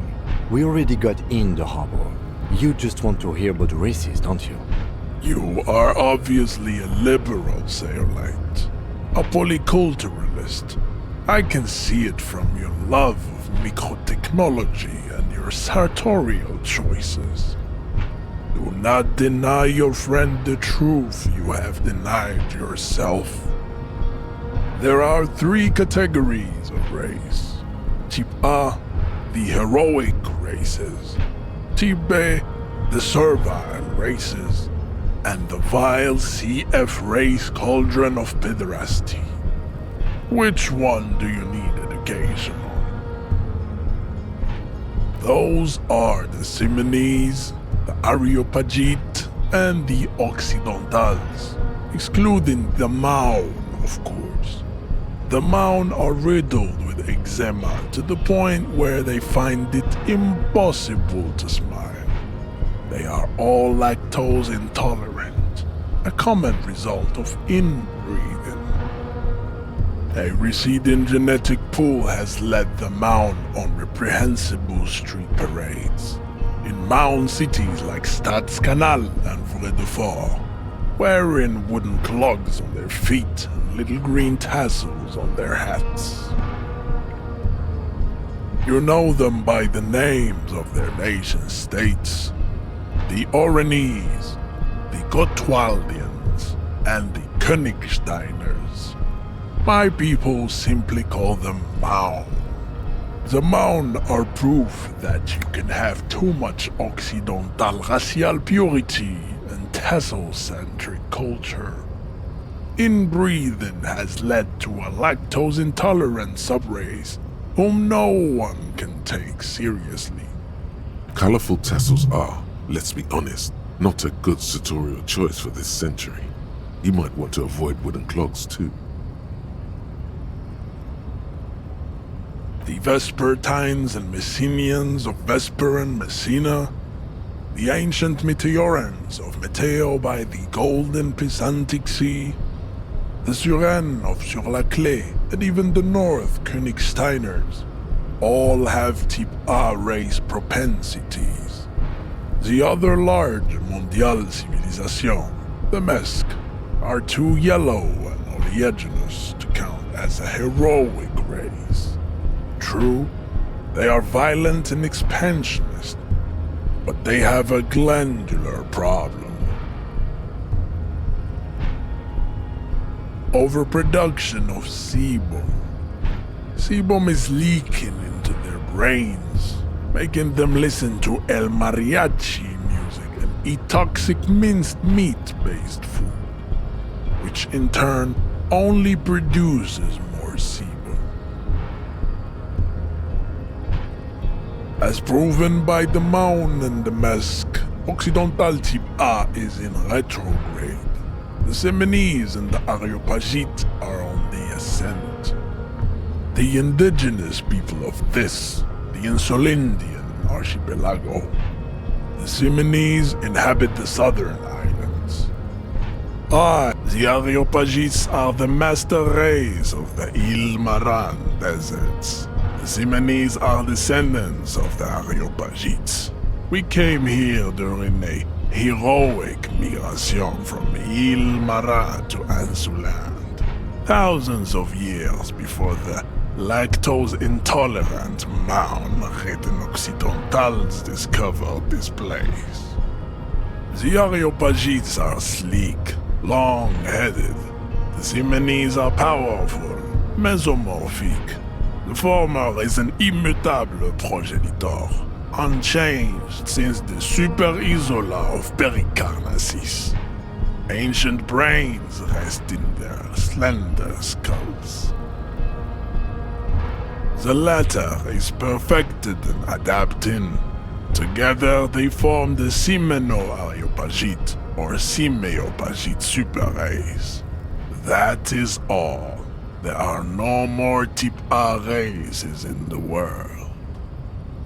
Type B are the unheroic races, amorphous non-competitors of the great race.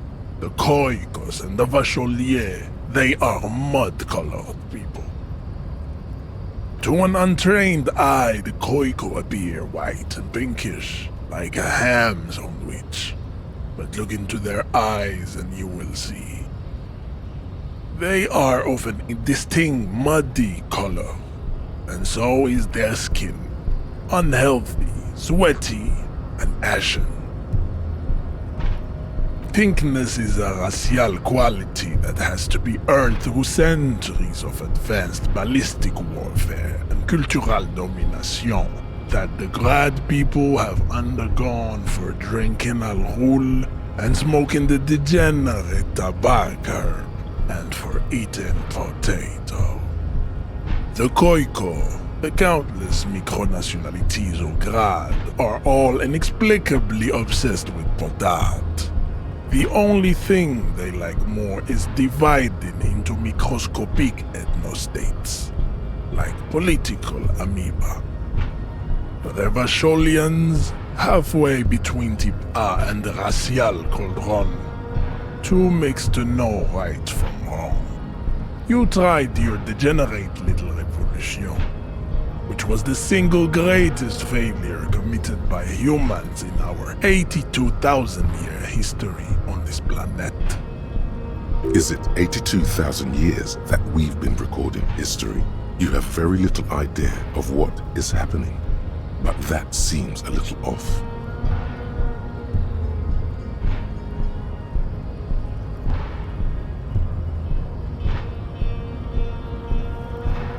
The mysteries of the people of this planet are a tragedy that has played out countless times over, like a fever dream of skin, hair, and bone.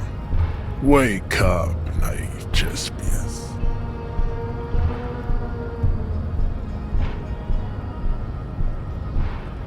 The revolution came to Ravachol from Grad in Zarath-ridden potato carts. It is literally an illness, a prion disease that leaves the parietal and frontal lobe ridden with holes. A soft, sponge-like mass of dementia, hallucination, and paranoia. The revolution is fatal familial insomnia, a hereditary prion condition passed from the Koiko to the Occidentals. But not sexually. Probably through trade routes and potate acid, the prime component of the potato plant. Enough of Tibet mediocrity. Tips CF are a museum of failed chimeric experiments and tragic maladaptations.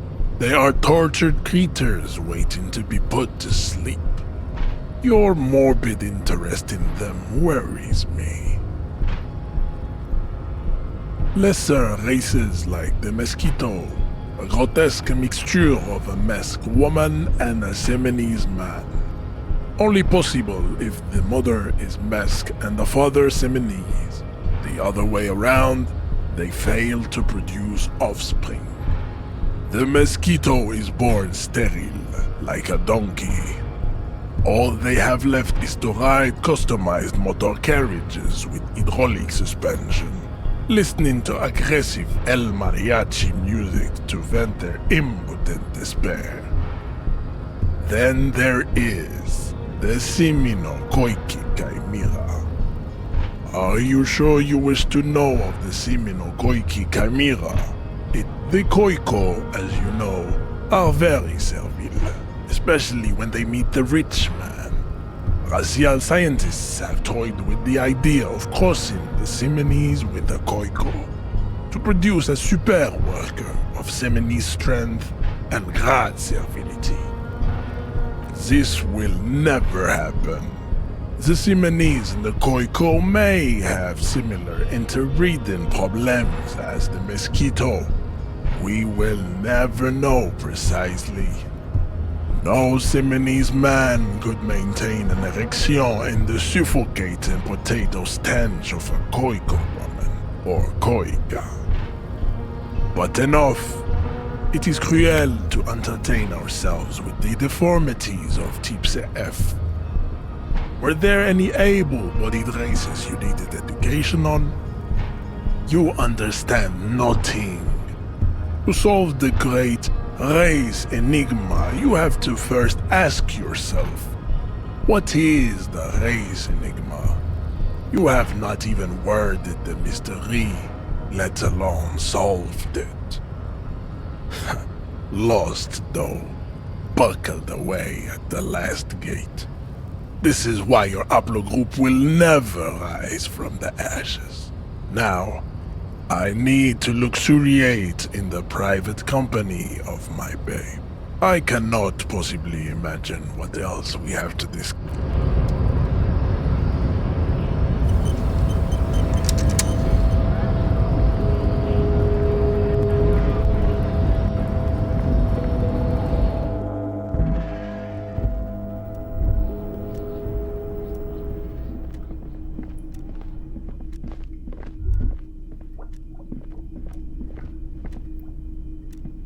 The file cabinet stands steady as ever. Sliding out, a drawer presents you the folders you already went through. The drawer slides.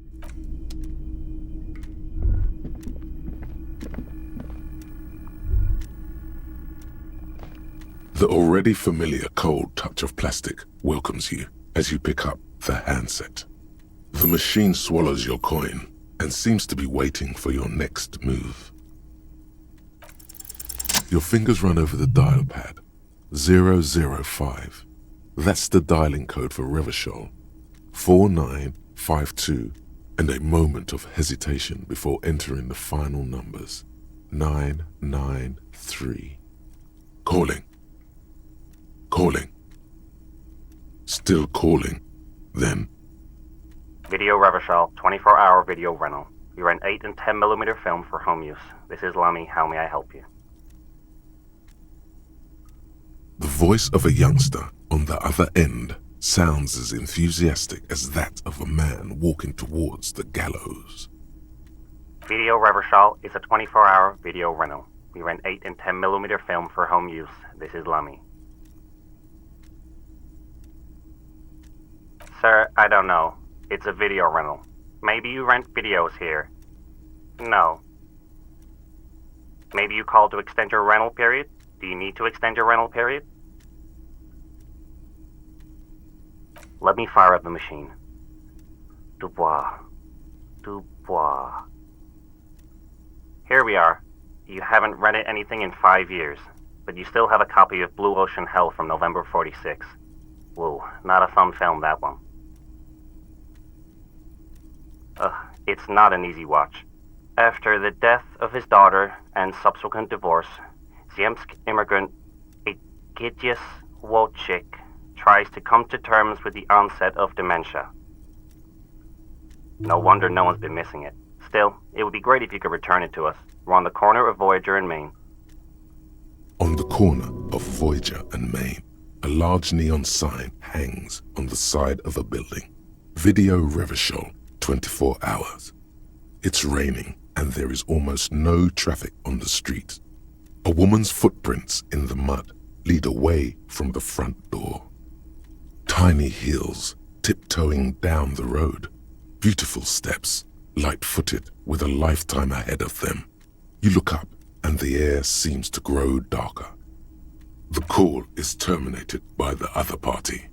You're left with the discomforting sound of the disconnect tone.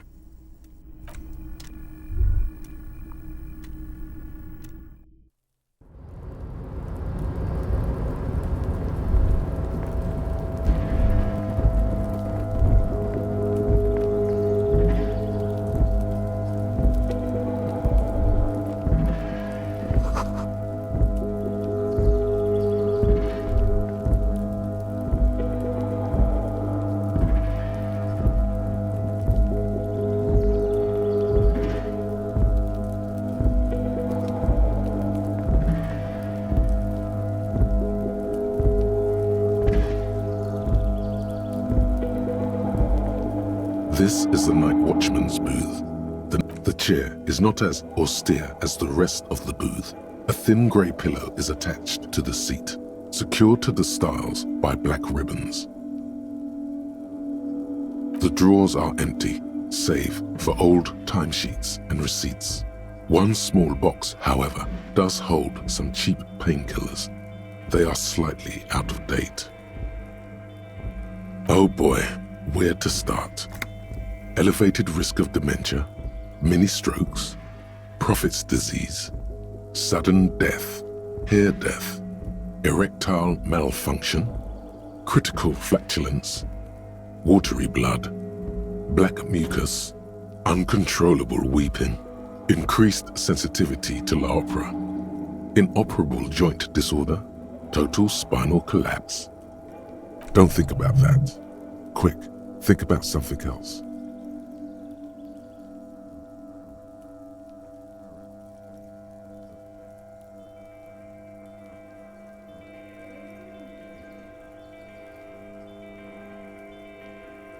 The enormity of the case before you dwarfs the list of side effects. You can't even see the side effects anymore. They're nothing to you. You stand and exit the booth.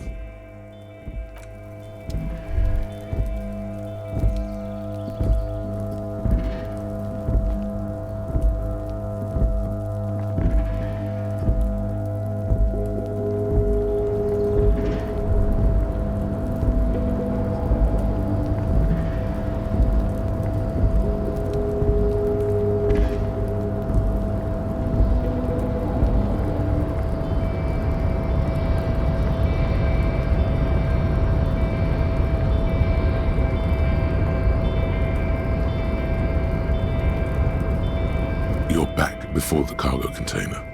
Its drawer has not lessened since you were last here. If anything, it seems to have grown slightly.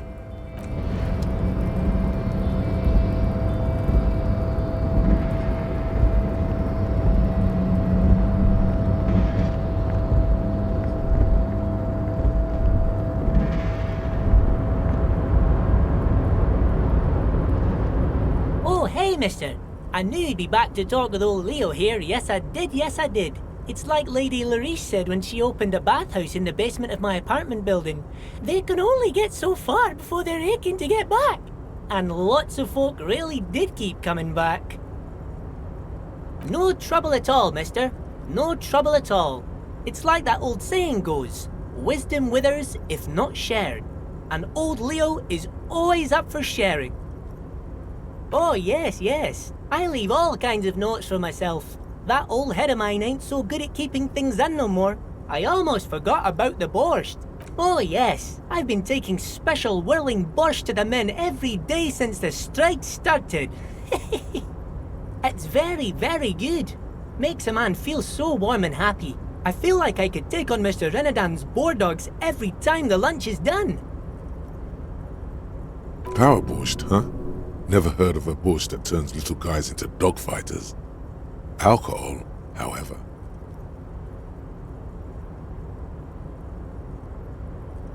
Yes, yes. I'm taking it to them. The borscht keeps them happy and in fighting spirits. Makes you all warm inside. They brew it in the whirling in rags.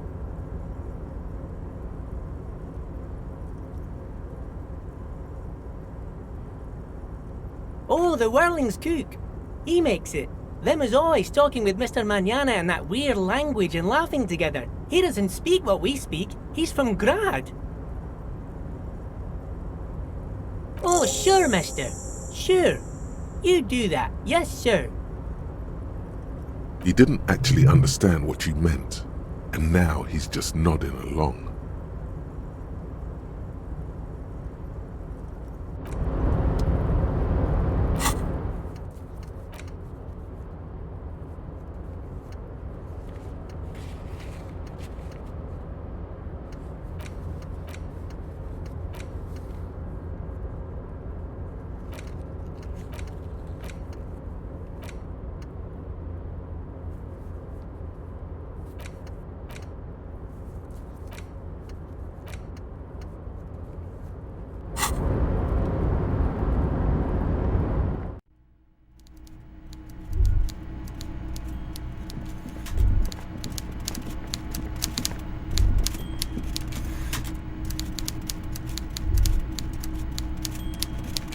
Mr. Dubois, a pleasure as always.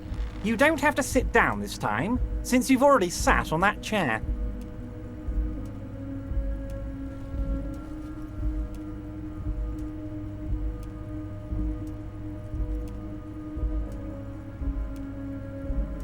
My dear Harry, There are literally millions of containers in this harbour. I couldn't possibly remember what's in all of them. Harry, you smooth-talking son of a bitch. Time is a precious resource, and I don't have enough of it to count containers with you. Smooth talking. Maybe that's the way to go about opening the container. You should at least try convincing it.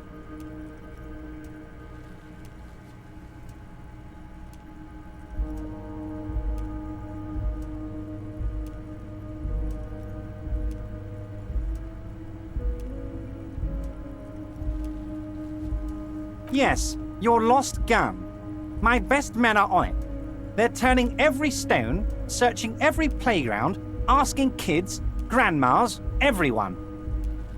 Your gun will be found, Harry. Let me assure you of that.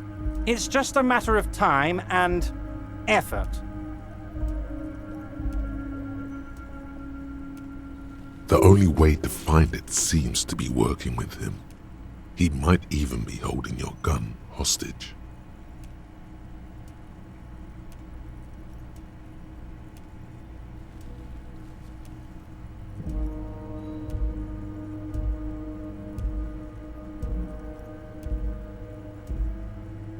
Who knows?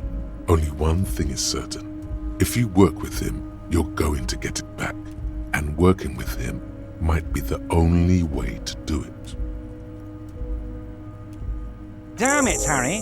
That's exactly what it means. I'm only kidding, of course. He is not. Of course. I understand. We help you, you help us.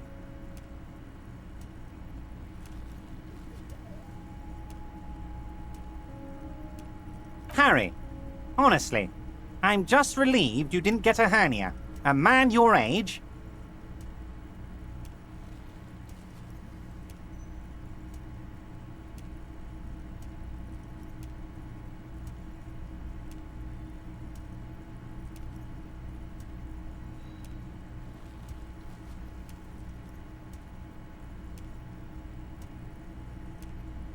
The big man peers at you over the rims of his glasses for a moment, then interlaces his fingers and rests his chin on his hands. Anyway, I assure you, I am a very well-informed man. Information reaches me before I even get the chance to request it. I don't know what that means, Harry. Shady brew? There are so many moving parts in my operation, I can't keep track of them all. You know what? Don't even tell me. Whatever it is, do it. Surprise me. Just one thing. If you can, make it even shadier.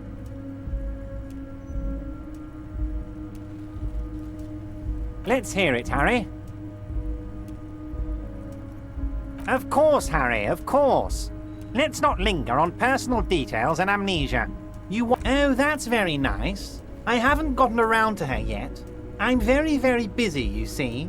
I hope you're getting along.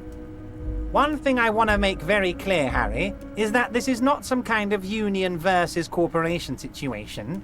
Everyone is just pals here. We're all trying to do what's best for Martinez.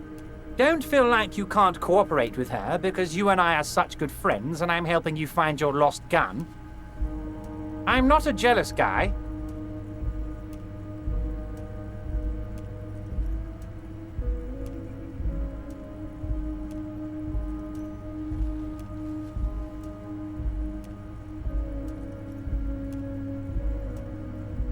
What do you mean, Harry?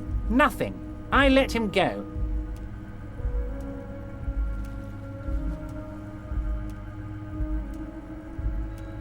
He's an old man, Harry. I wanted him to spend more time with his family. God knows how long he's got left. Harry! I have little people in my organization. I would never call someone a midget. What is this? Honestly, I'm beginning to think you're a midget, Harry. I'm only kidding, Harry. You're not a midget. No one is. We're pals. It's hard to say if he really lost his temper, or if this is another one of his tricks. This man almost never angers visibly.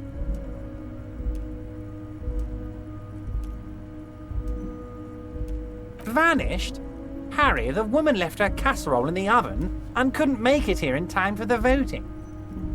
Oh, did I leave my casserole on? Better go home and check. The election can wait. When she got back, the whole thing was over.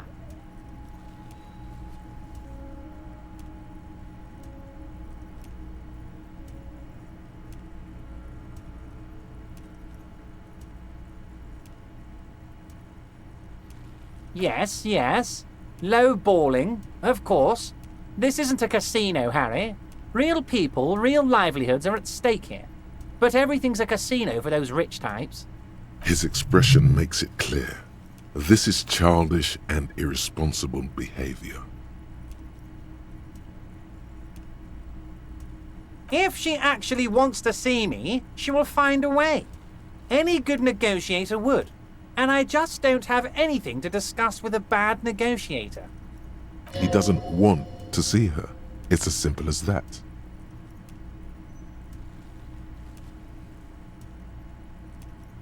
Of course, Harry. Let me just assure you one more time.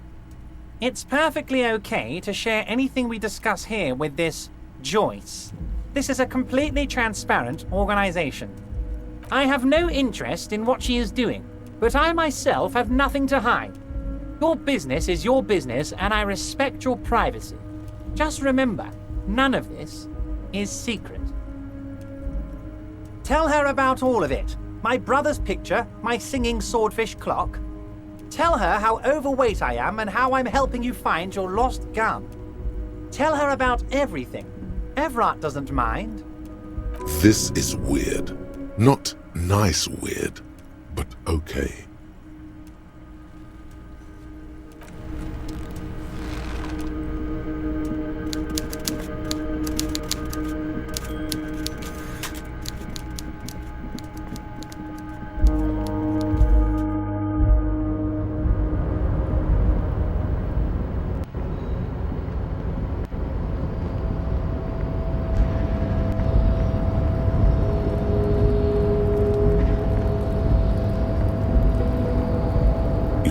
Before the cargo container. Its drawer has not lessened since you were last here. If anything, it seems to have grown slightly. And, as it's always been, it's impossible to open a container with rhetoric. Maybe you're losing your mind.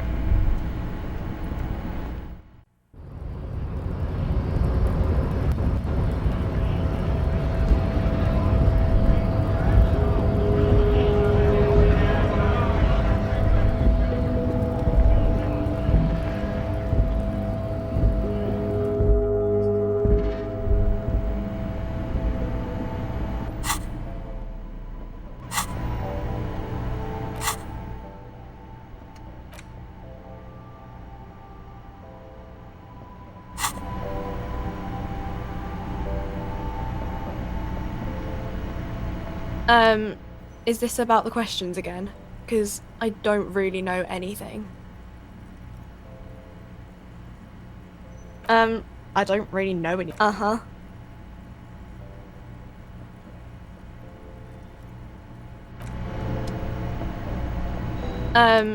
Reality?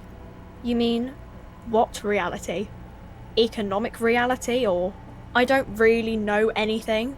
I mean, I'm 15. I don't know. What about it? Cool.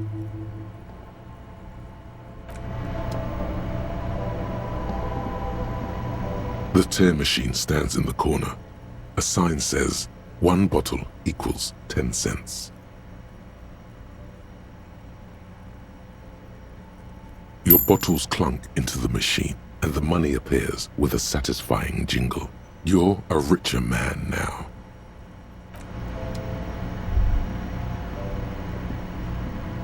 A small cabinet on the wall is filled with various medicine bottles, nasal sprays, and blister packs. They all bear the Saint Baptiste Pharmaceutics logo.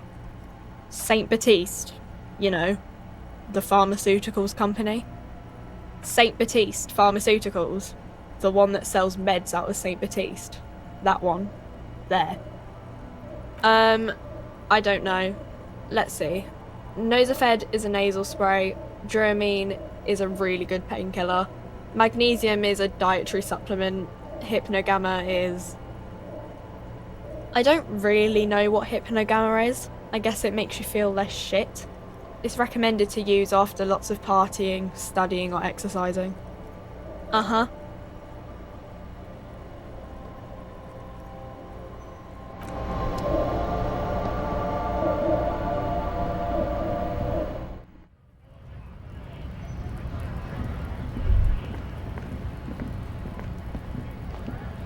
Welcome to Revachol. This man looks like trouble. You might not want to get into this right now. Plenty of time later.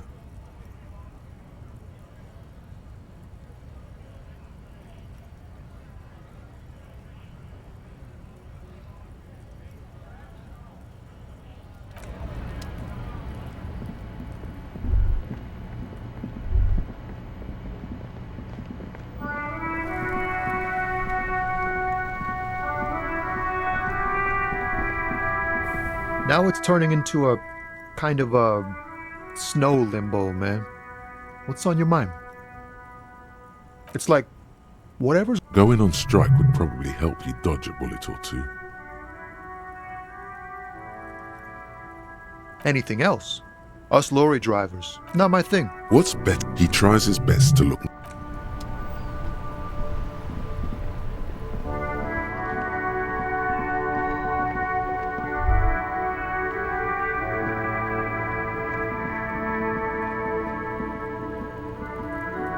You see a set of tire tracks in the brown slush.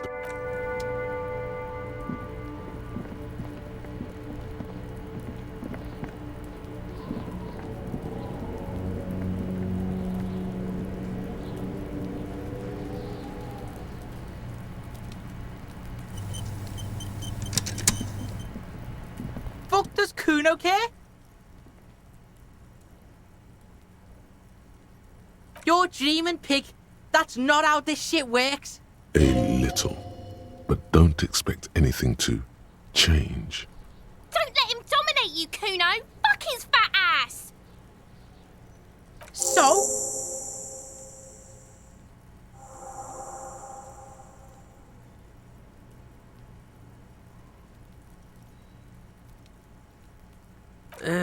Fuck, okay. Kuno's a giver like that, yes? Kuno sent your fat ass running around like jello. Look, pig. Kuno sent you to rough some people up. Kuno played you. That happened. Now you and Kuno should move on. Good idea.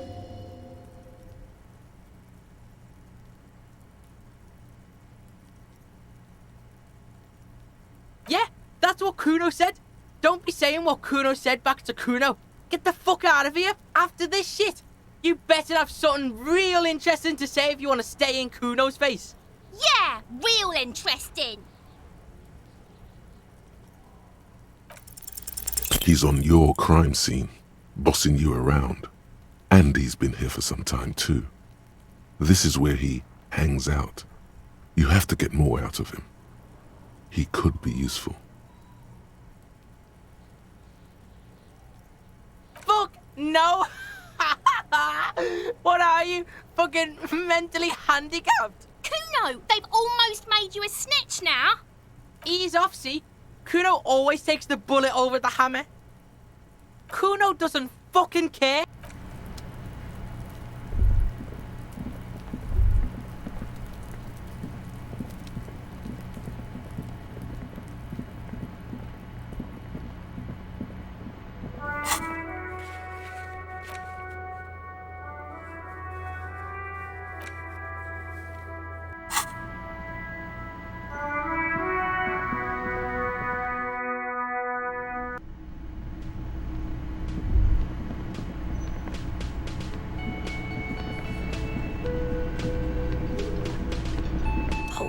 Hello, dear.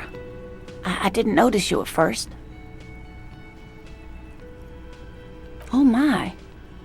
What happened to the water lock?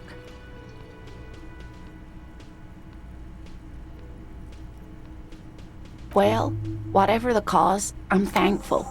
To both of you. You've spared me another sleepless night. You're welcome, ma'am.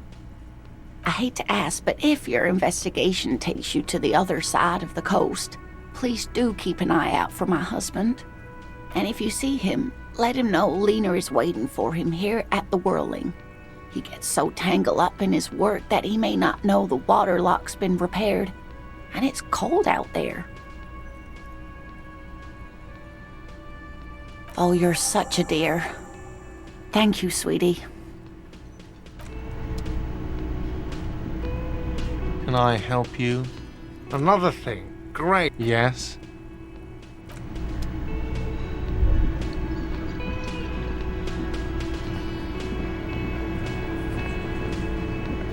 The man ponders his cooking utensils and gives you a little nod, acknowledging your presence.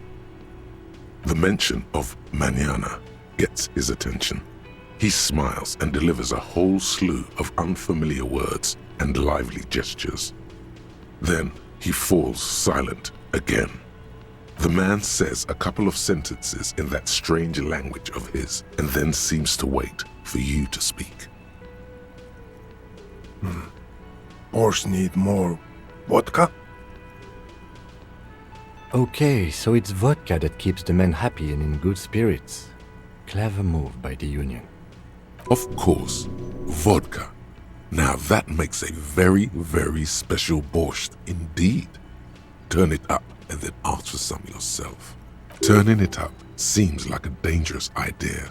Honestly, the place is a powder keg.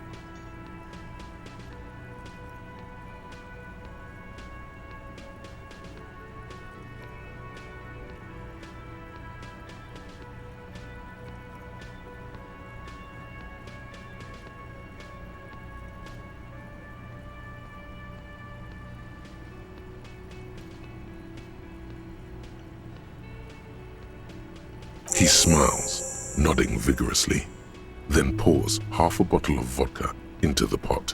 With a whistle, he stirs the brew.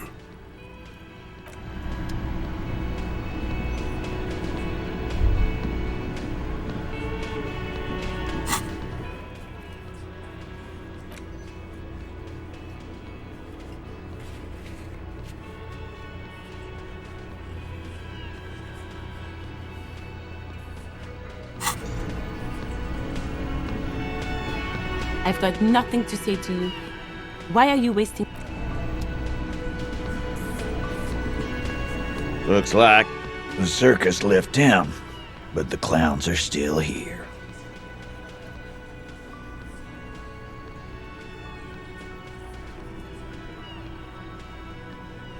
Again, just get the dead guy's autograph, since you're his biggest fan. Good one, Titus. About fucking time.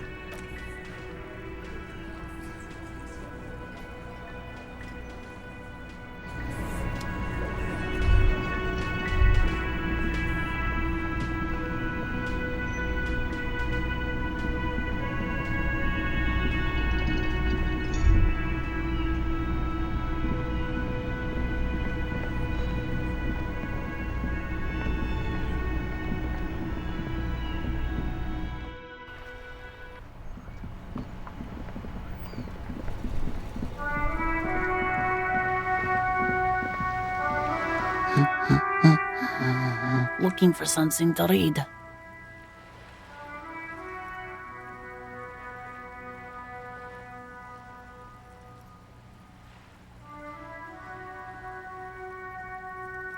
It is.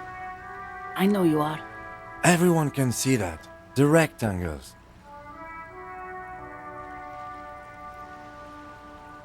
Mm-hmm. What with? What with? A lot of things.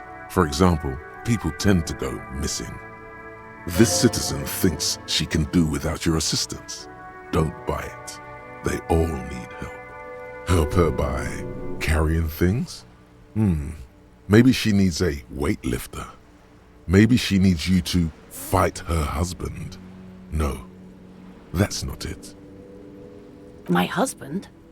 No, he's not. I don't know. At home now? Out drinking with his friends? Working? Where is this going, officer?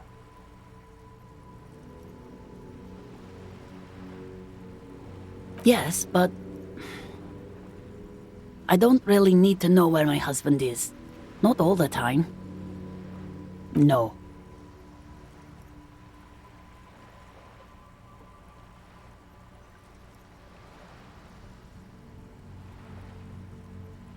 Why are we still talking about this? I haven't lost my husband. Kids are always going missing. Weak, pathetic kids. Always getting themselves killed. Her hands move over the book covers. The tips of her fingers look rough, stained with yellow. It seems like she has spent a lot of time at work, smoking. The woman before you nods and returns to her reading.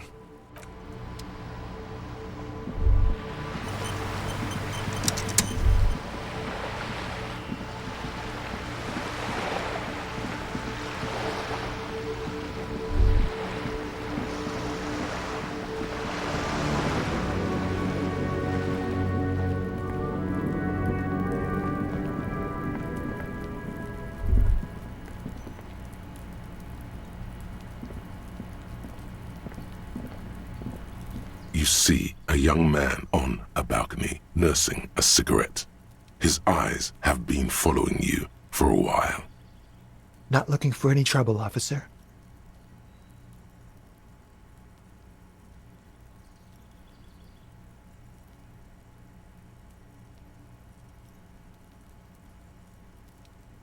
There's no trouble. I'm just speaking in a lowered voice. I don't want to be seen talking to the gendarmerie, if that's okay. I just want to finish my cigarette. It's the god of cigarettes and youth. Ask him if he's got anything to spare. Don't let him go. This could be your witness. The balcony has a great view of the whole thing. Is it really that important? Like a nervous cat, he keeps stealing looks at the neighboring windows. All right, but make it quick. Once I finish this cigarette, I have to run. By God, this young man has the body of a decathlete. His lithe form was practically made for vaulting over the high bar.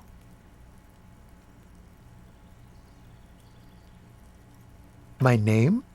My name is Martin Martinez. Martin Martinez?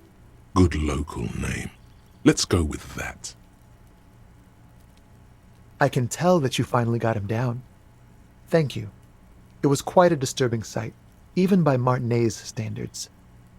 What were you doing last Sunday? Oh. You already asked me that, didn't you?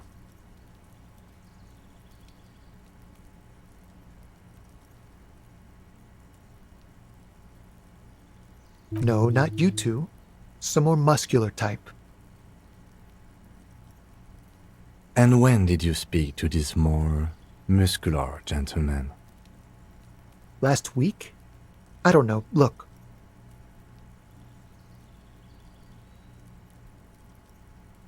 You didn't answer the question. What were you doing last Sunday? I had a friend over. It was my Sunday friend. A Sunday friend? How intriguing. Makes sense. Friends are nice on Sunday. You don't have to work. You can just spend time with pals, watching rugby and drinking beer. He doesn't reply, gesturing no with his cigarette. In the neighboring windows, you can see faint reflections of his silhouette. Someone hides behind a curtain. Those windows have eyes, and those eyes are watching, spying on you three.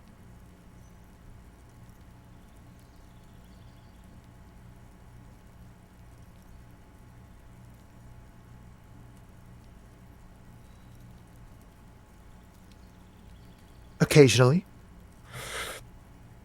Why?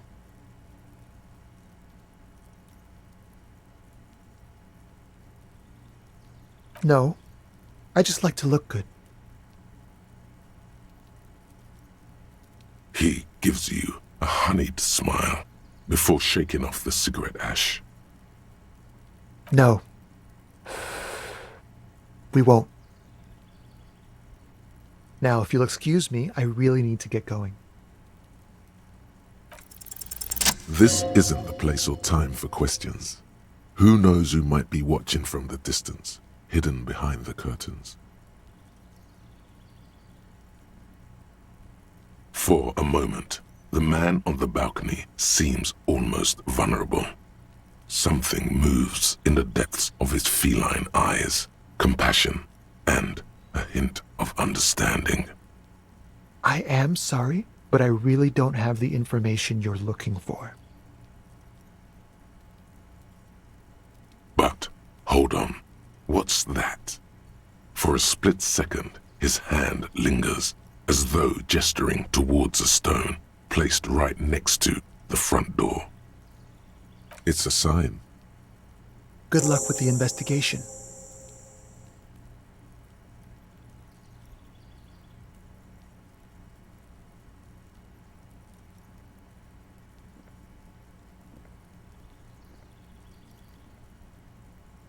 He's gone.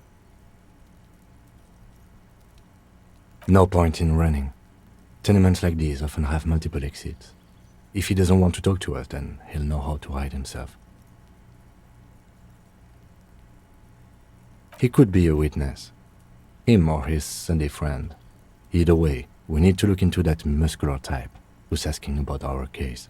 He did leave us a sign. Did you see that? He wanted to draw our attention to that stone right over there. If we find a way inside the building, we can ask around for his apartment.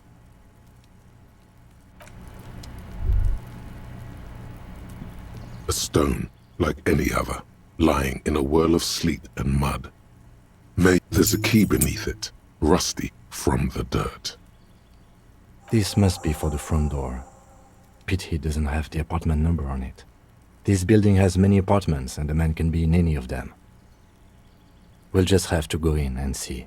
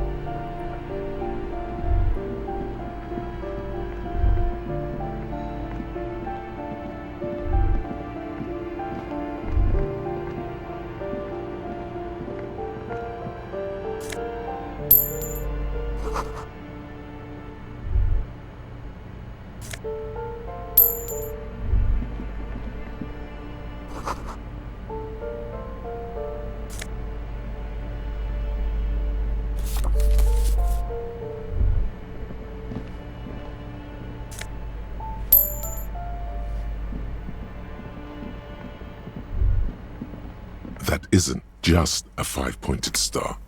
It's an inverted white pentagram cradled in a wreath of antlers, the iconography of communism, in other words.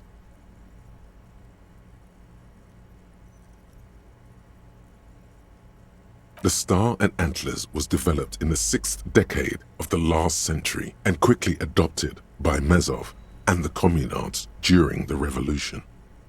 Even today, half a century after, the star and antlers retains the ability to evoke hope, disappointment, and fear in equal measure.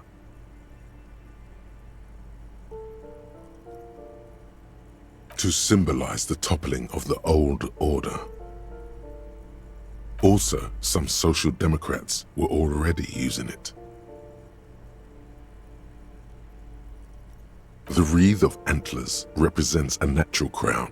It was about building a society that could exist in accord with the natural world, and at the same time above it. Because white is the color of peace. Smug superiority, aesthetic musings, the triumph of capital is undeniable. But maybe the guns were sort of cool. Revolutionaries had loads of guns.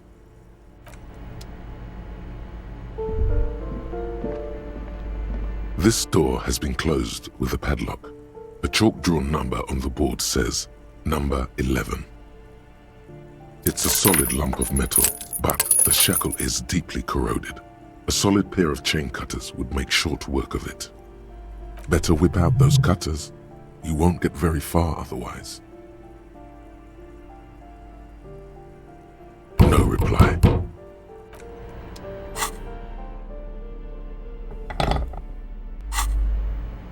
This door has been closed with a padlock.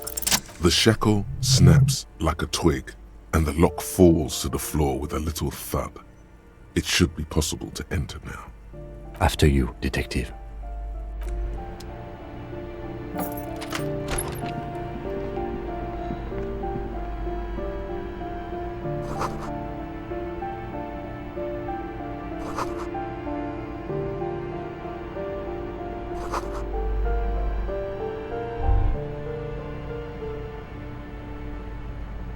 A plaster cast bust depicts a middle-aged man with impressive sideburns.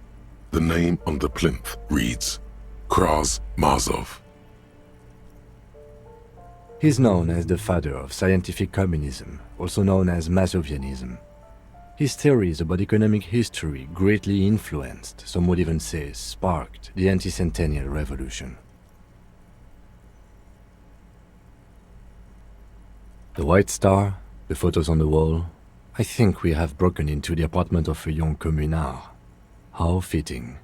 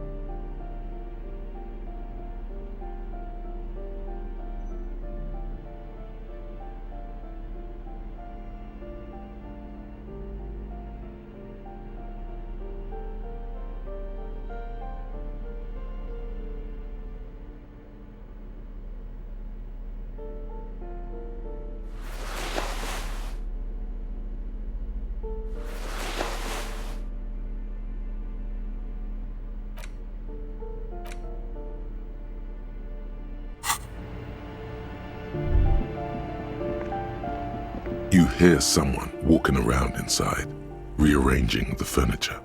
The walking stops abruptly, but no one comes to the door. A poor communard, from the looks of it. The room is barely bigger than a closet. Do I have to open the door? Do you have a warrant? I'm not obligated to open the door if you don't have a warrant. Let's go. We don't have a reason to get inside that apartment. Later then, entering this door seems a physical challenge.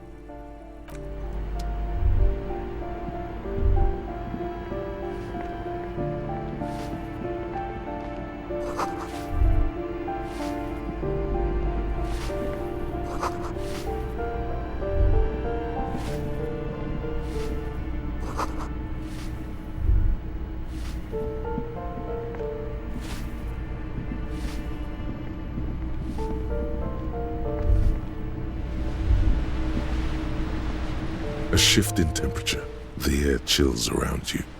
Dust settles on the stony floor. A former architect stands before a slice of window, a room plan in her hand. A cold wave has made the air in the building stand still and frozen, with temperatures falling down to -20 degrees Celsius. It's clean and empty, with new tapestry embellishing the walls. A standard HB graphite pencil has fallen off a three-legged stool in the middle of the room. Faint pencil lines on paper depict the same place, but a missing eastern wall connects the room with the neighboring apartment. Ideas for arranging the furniture have been jotted down. Is red from the cold. She's breathing on her fingers, clasping the plan. Traces of sadness are visible in her expression.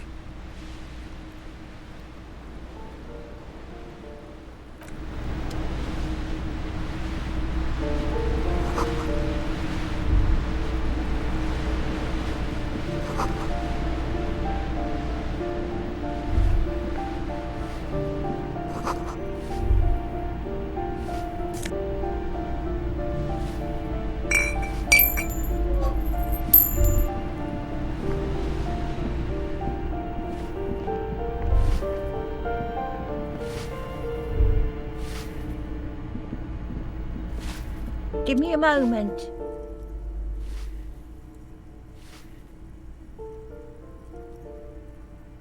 The cold never does any good for my bronchitis.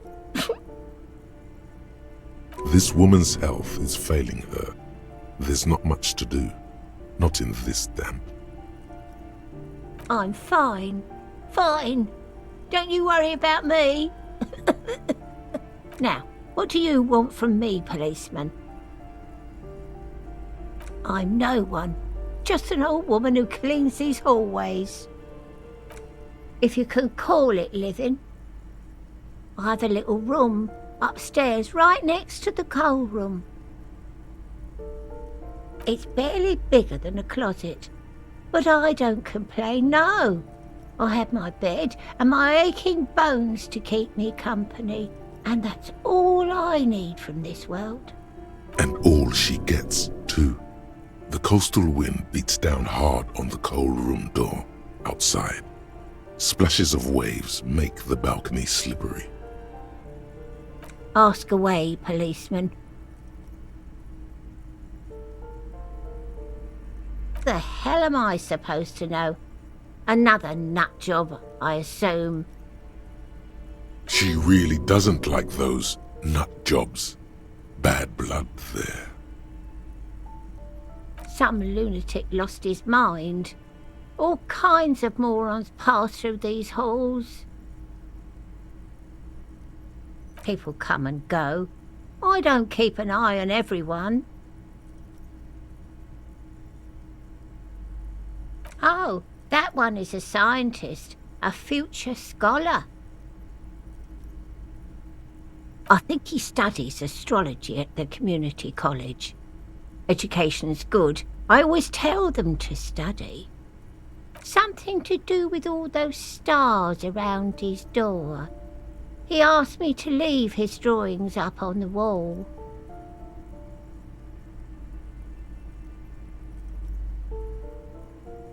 The symbol of what now?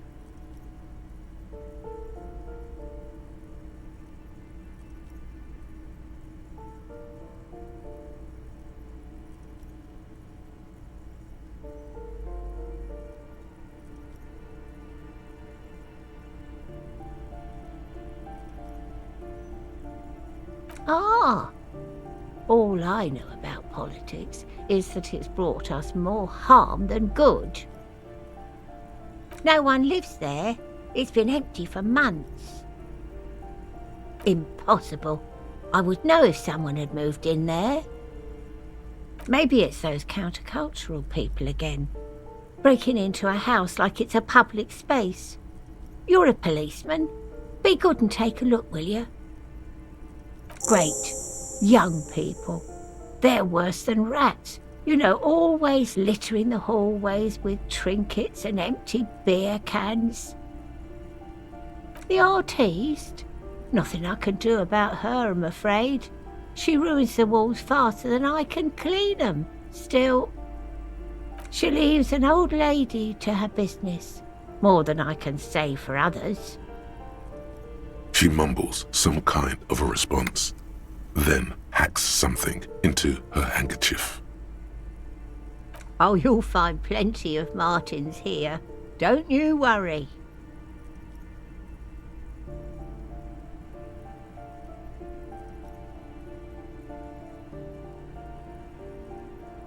Pea-brain. Someone played a trick on you. Martinez is a name for anyone who comes from Martinez, like Tim Jamrock or Raoul Ravachol. Oops, you really didn't get the joke there. I thought it was obvious. Anyway, officer, we don't have the witness's name. Yes, I know who you mean.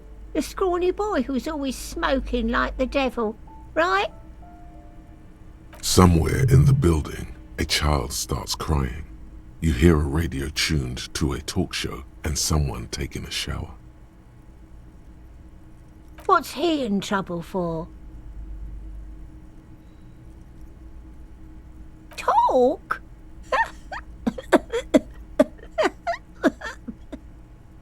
He lives upstairs in room 28. Go to the balcony. It's one of those doors there.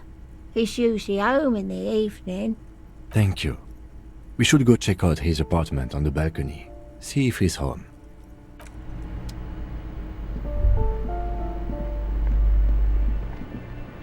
You hear someone walking around inside, rearranging the furniture. The number on the panel says 10. Excuse me? Of course not. Scare them. Suspected of some big crime.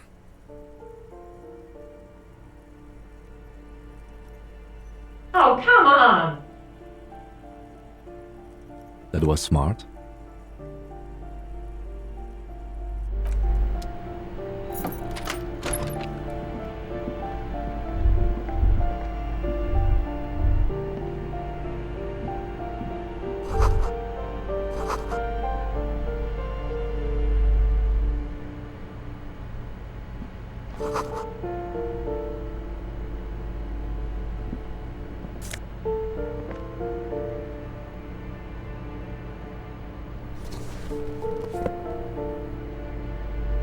Satisfied? My name is Marielle Charpentier, and I'm an agent with Martinez Realty Associates. I am not breaking in, as I have every right to be here. The keys, see? Boy, there are a lot of different keys there. More than 20 at least. Do you want to see my ID as well? You can't legally ask for it, but why not? Want to see my residence permit too? It feels flimsy in hand, with the words Revachol Zone of Control written under a nondescript municipal logo. There's a picture of her with shorter hair inside, along with all her personal details. Thank you. Do you have any questions? I need to be back in Midtown in an hour. I need to get it ready for the next lease, but as you can see, the previous tenant completely trashed the place. It was some kind of a moribund old man who used to be a business owner. You'd think they'd make rent. A sudden serious look crosses her face. This story didn't have a happy ending. But That was months ago. Anyway, was there anything you wanted, or is that it? I'm in a hurry. Oh, that's another huge mess. The former tenant owes us 3 months of rent. 3. We closed the apartment and planned on auctioning off the valuables, but... And again, I have no idea how stupid mistakes like this can even happen. But Ron, when he came to close the door, didn't close the neighboring door. And there's a hole in the wall. So preppy. She's probably on some low-grade performance enhancers, like Preptide or Pericanine. A hole in the wall. Can you believe it? And then the tenant ran off with his stuff. He's gone. The money's gone. Just like that. These apartments are perfectly fine. They have gorgeous architecture, a million-real view of the bay, good ventilation, neighbors, life, spark, and they are affordable. I'll tell you, Martinez has a future. In a few years, it's going to blossom with artists and creatives and those radio computer wizards. Don't ask me what happened with the wall. I have no idea how we're going to find the time or resources to fix it. Both apartments are now unrentable. Both. Of course.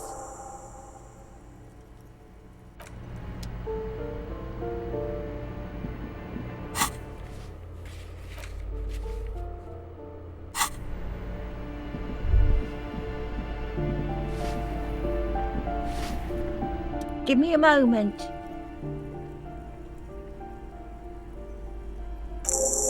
I see. I hope some good people are finally going to move in. This place needs them.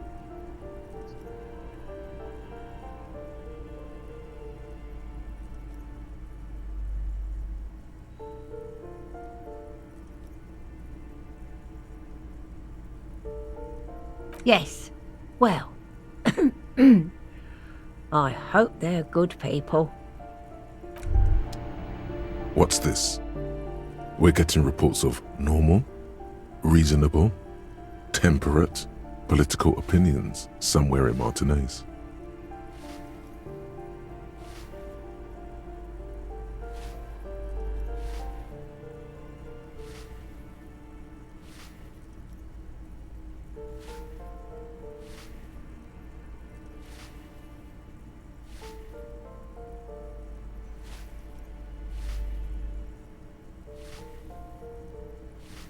It's also about that, but it's also more. Perhaps it's the hangover. Perhaps it's a temporary surge of serotonin, but something tells you it's time to become a citizen of the Kingdom of Conscience.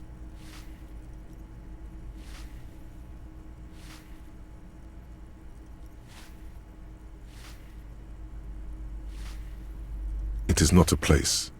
It is a moment in time that can only arise in the right circumstances. In all of human history, it's only been achieved a handful of times.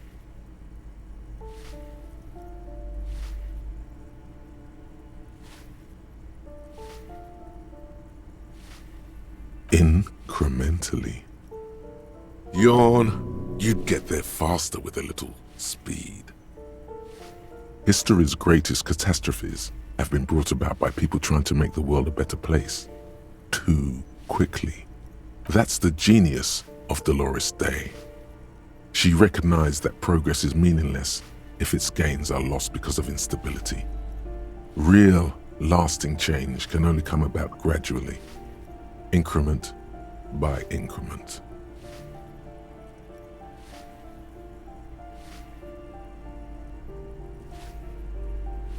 Tisk tisk, just because you live in the present doesn't mean you have the right to place your needs above the needs of the future. You may never live to see the Kingdom of Conscience. Your children may not. Even your grandchildren might not. But what sang-froid? What benevolence? What a fucking joke.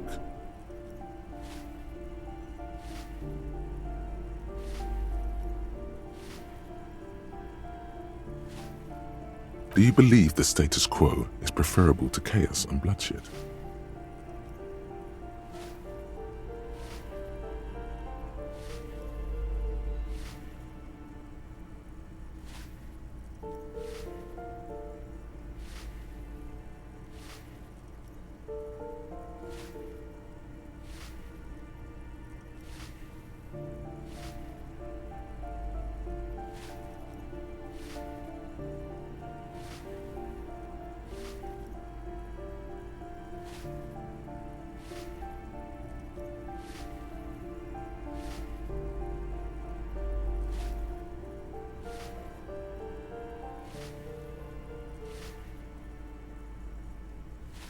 Then you've never lived through real chaos.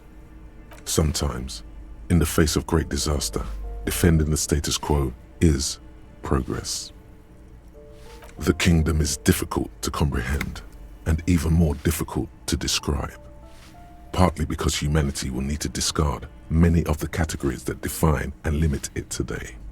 The kingdom of conscience is post-capitalist, post-national. It's also post-industrial, post-ideological, and even post-sexual.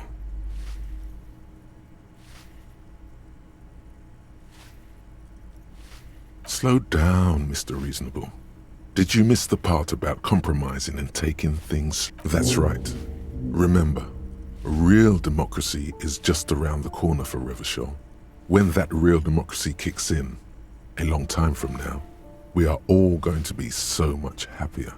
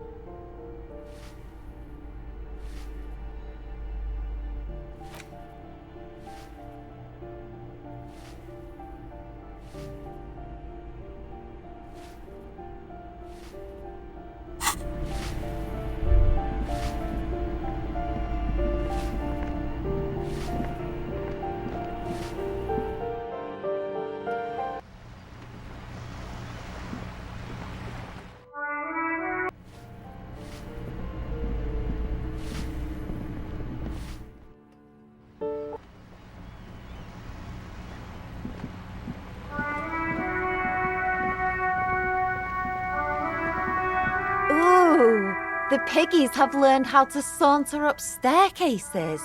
I didn't think you could do that with hooves. But here you are.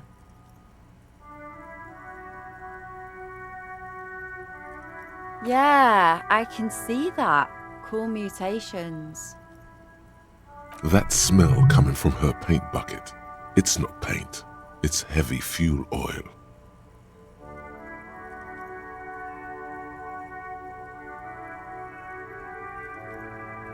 Red-dyed heavy fuel oil, intended for exclusive use in government vehicles, to be precise. What did you think I was using? Aquarels? Sucked it out of a cop's fuel tank myself. Back in Jamrock.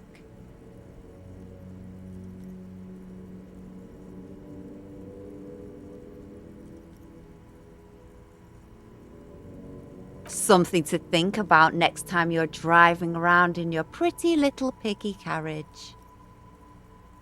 What do I care about some fucking tin eggshells?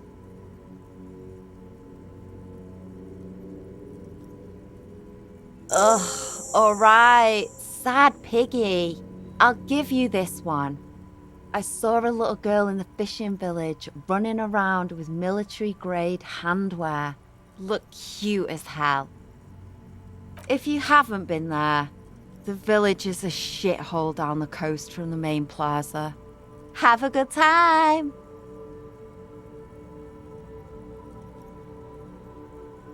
Piggy, I have no idea why I just told you that. You look like a shaggy dog left in the rain for too long. I have a weakness for animals.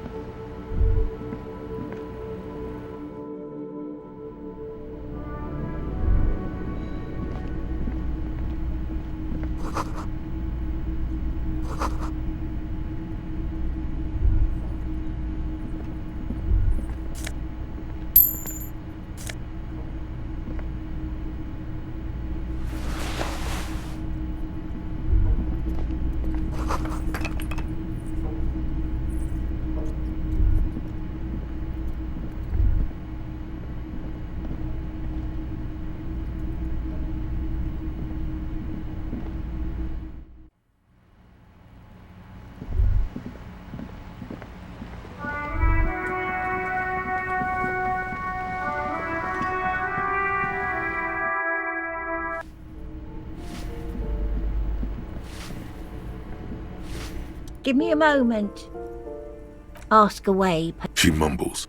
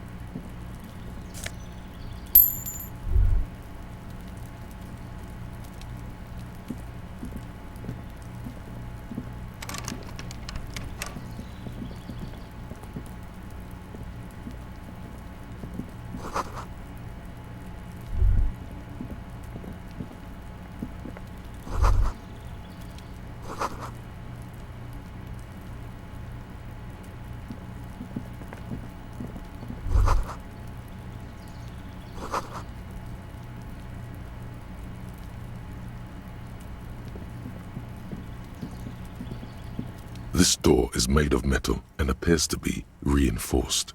Someone here really values their security. Number 28. This is where the cleaning lady said the smoker on the balcony lives. Let's see if anyone's home. Knock on the door. No one answers. Looks like the young man we are looking for isn't home. I think our best chance to catch him is in the evening. We should return tomorrow after we have finished with our day's work. How about 9 p.m.? Sound good?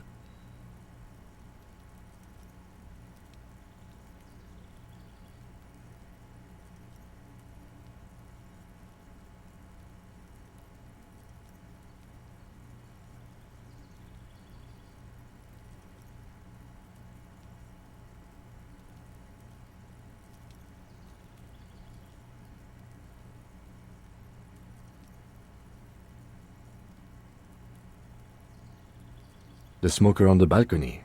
This is why we're here, right?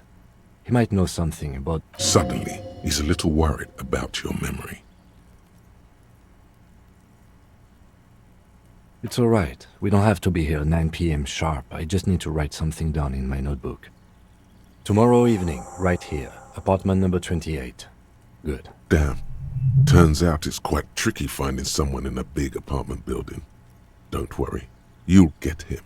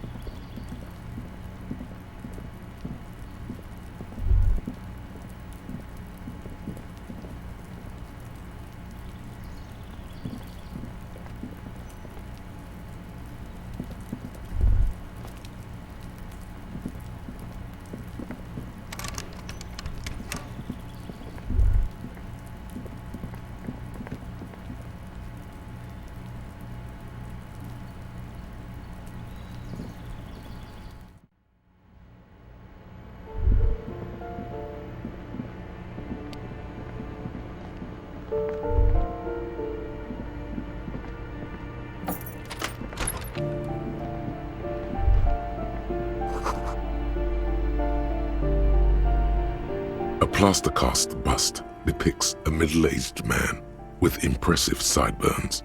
The name on the plinth reads Kraz Marzov.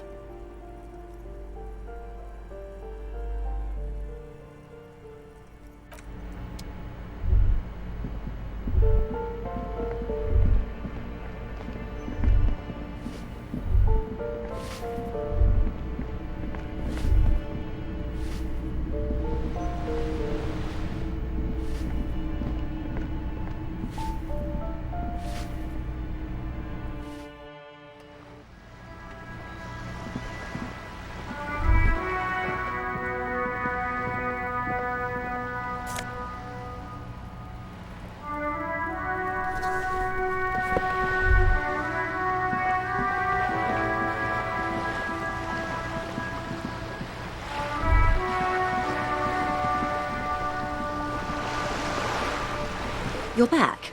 Good. What can I help you with?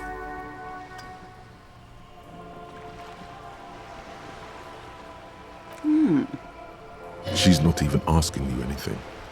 It's so easy to just say. Oh. That's so helpful of him.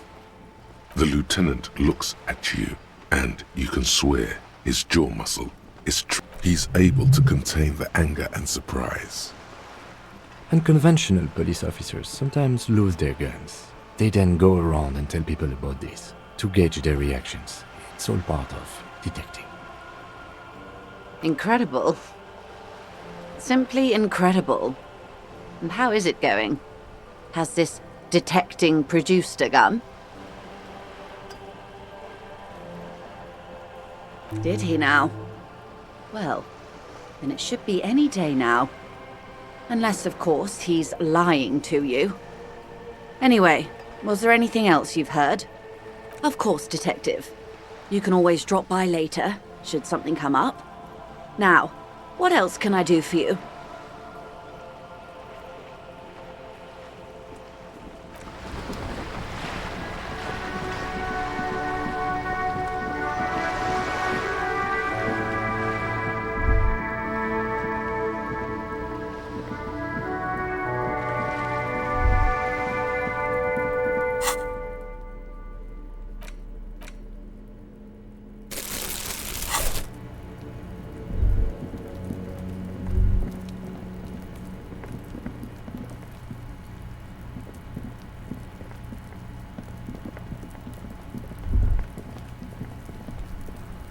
The spread pattern of these bullet holes makes your chest ache. Your breath grows heavier. You peer into the faded marks in the stone. They peer back like an endless row of tiny black holes. Sweat starts trickling down your brow. Your chest feels tight looking at them. It's closing in, caving in, ever tighter. Your breathing grows even heavier. You okay there?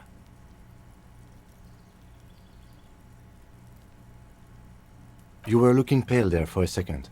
What are you looking at? Remnants from the revolution. These are over half a century old.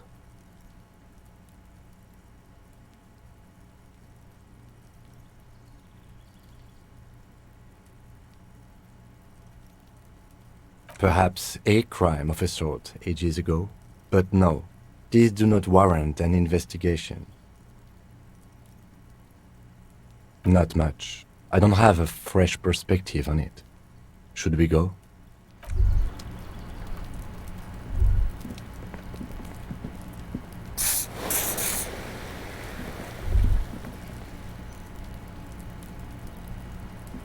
This must be it.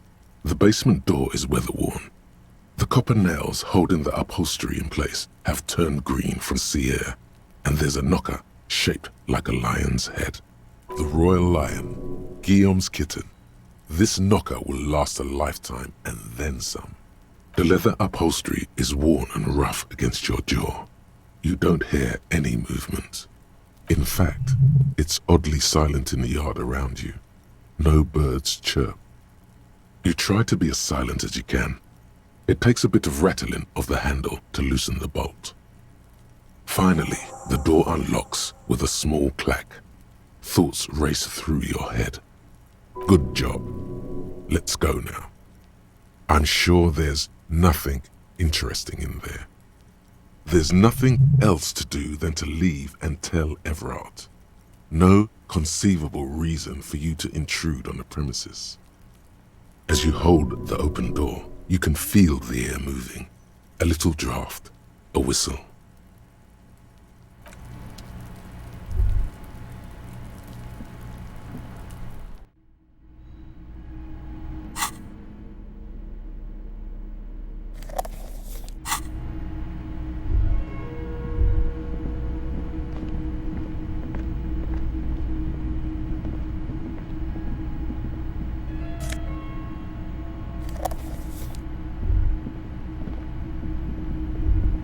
A row of mugs sits on the shelf.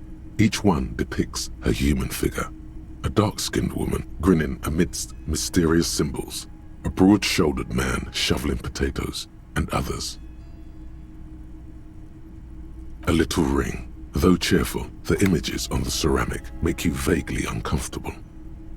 The lieutenant picks up one of the mugs, then puts it back down with a look of disdain. I'm beginning to feel better about breaking into this man's apartment.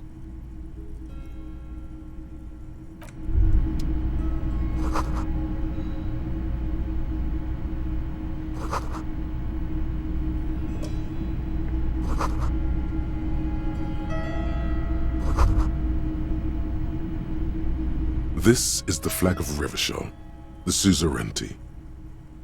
This isn't just one sun, but there are little suns dancing around the big sun. This is the sevenfold sun miracle. It's an optical atmospheric anomaly the first settlers saw. Happens in cold weather. 6 small suns around the big one. This complex halo phenomena is how old Revachol got its flag.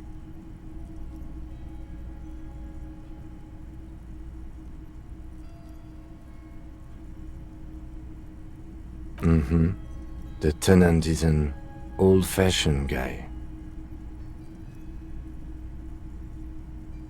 The flag doesn't seem to mind. It's just a colorful fabric with a sun sewn onto it. Like all feudal flags, it looks like a children's drawing.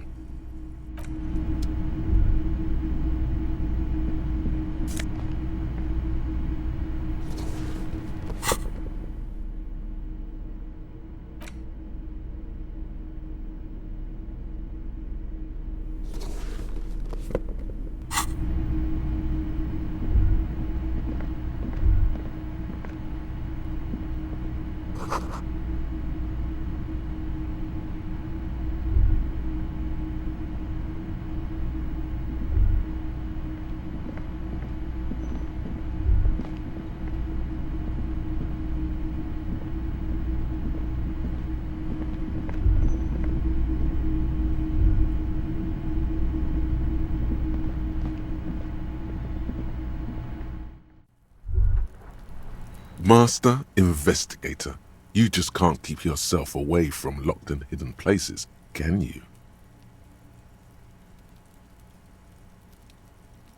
Attaboy, the world's secrets were made for you. They wait patiently for you to uncover them.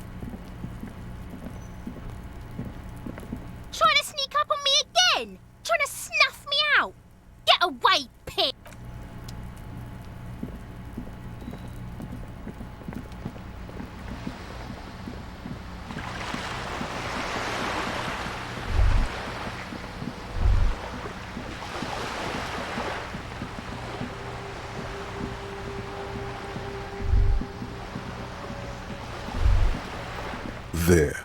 Working class drunk. You know what this means, right?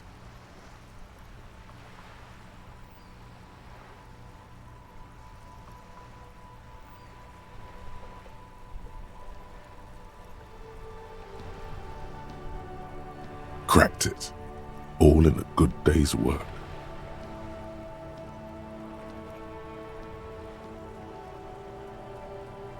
What do you mean, what did I crack? Look at how working class that drunk is.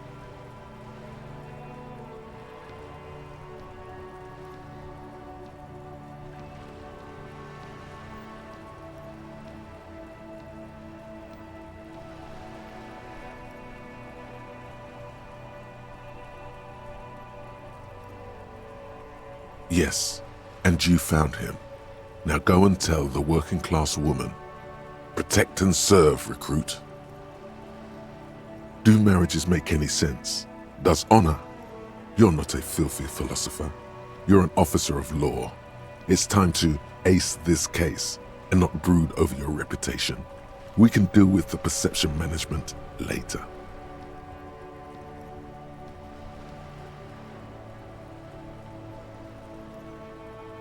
There's no need for champagne when there's honor, recruit.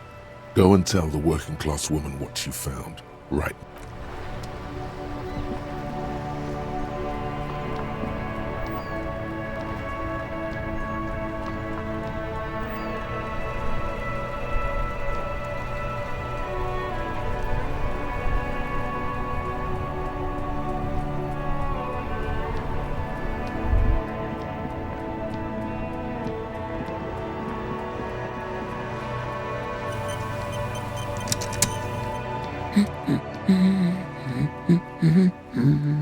God damn it, I already told you. My husband isn't missing.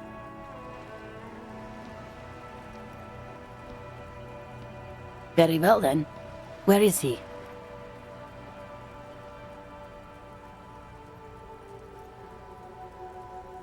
Excuse me? I don't follow. Right, 'cause working class women come with alcoholic husbands. You know what?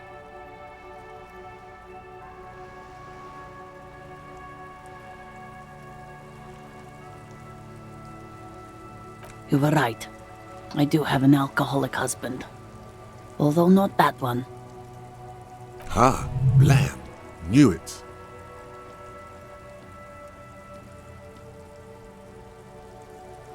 I did, and he is.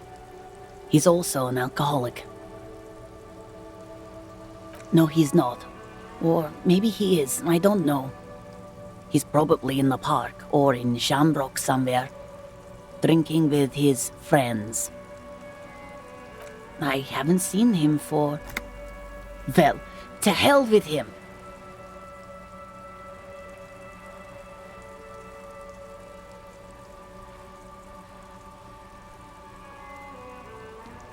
I wouldn't be so sure. Ma'am, just to be completely clear, do you want to report it to the police? Report what? He's just out drinking with his friends. I'm sure the police has better things to do than to chase down local goofballs.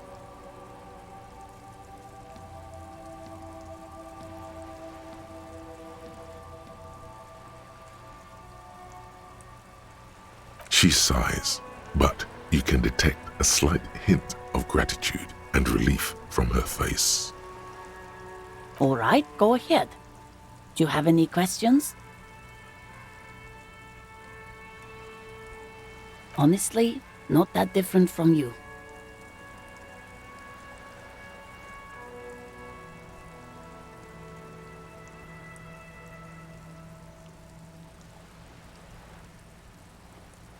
Oh, thank God, no. It hasn't come down to this yet.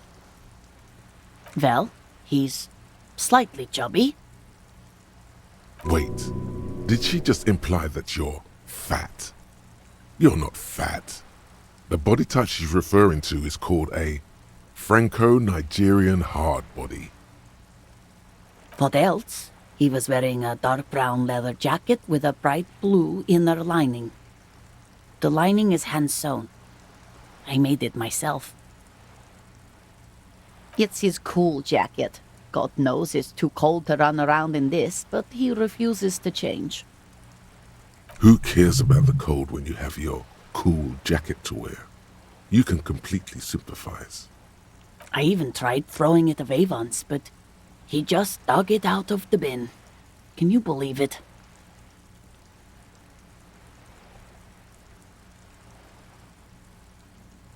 Well, what can you do? I hope that at least that extra lining helps him keep warm at night. Yesterday morning, he went to the library. He went to retrieve my book, and he promised he'd walk straight back home. Because we talked about this. We talked about not wandering off again. I don't know what to do. I honestly don't know what to do with his addiction. She turns away from you in an attempt to recover. So you are going to look for him? Thank you. Please do. Even though I'm sure he will return home by himself. I'm still sure of that. She tries to maintain a brave front, even though her eyes reveal the opposite. I'm sure he will too. When he does, would you let Precinct 57, Kim Kitsuragi, know? I will, of course, officer. As I said, it's probably nothing.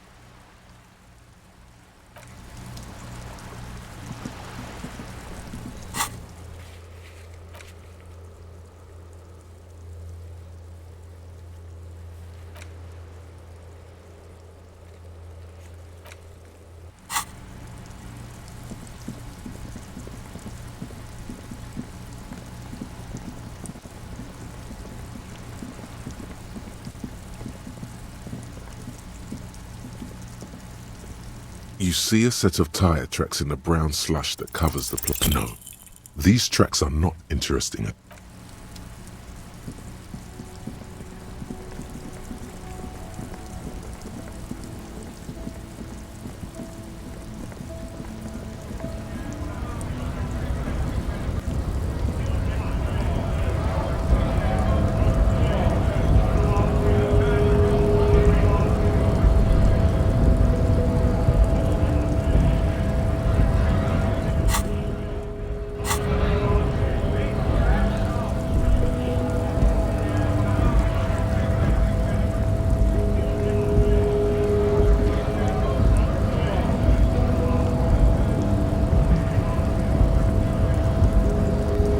So, how'd you like our harbor?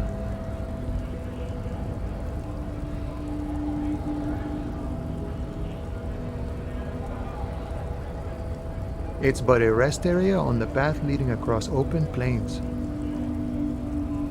Right, you talk to the boss eye to eye, like men of the plain.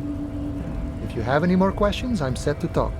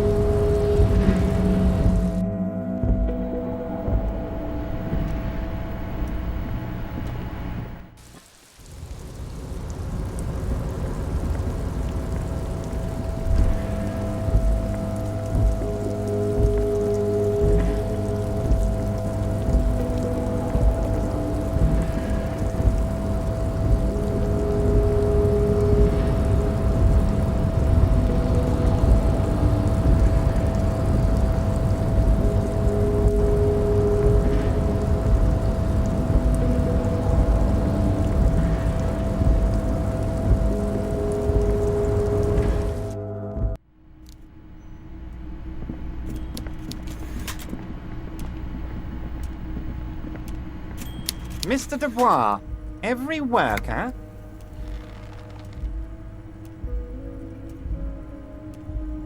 That's right, Mr. Dubois. I see the socialist democratic fervor now burns in your heart, too. How can I help you today?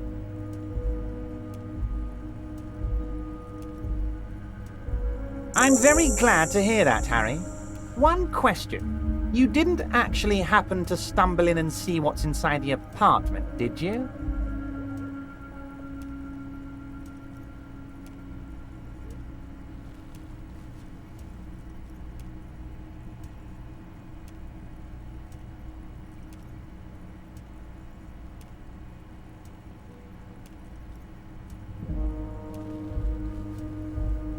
Just as I thought. Culturally antiquated mug collection. What a weasel. Pissing on Everart's Rainbow Coalition. Now let's get down to brass tacks. It's time for men like me and you to figure out who's killed who and why. Real police work is gonna start happening now. I promise you, Harry, this is gonna be good.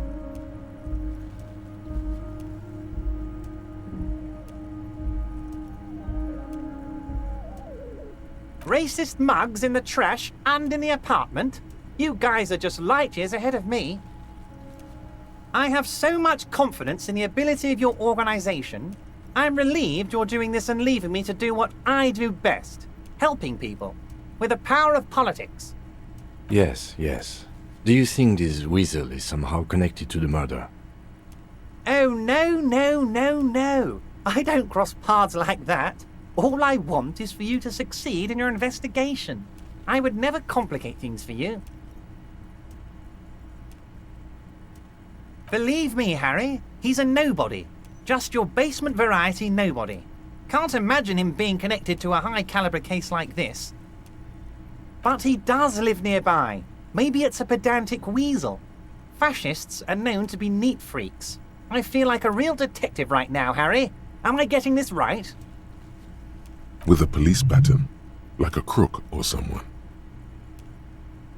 That's not how you baton someone. The technique is way off. You strike with your whole body, not just the baton.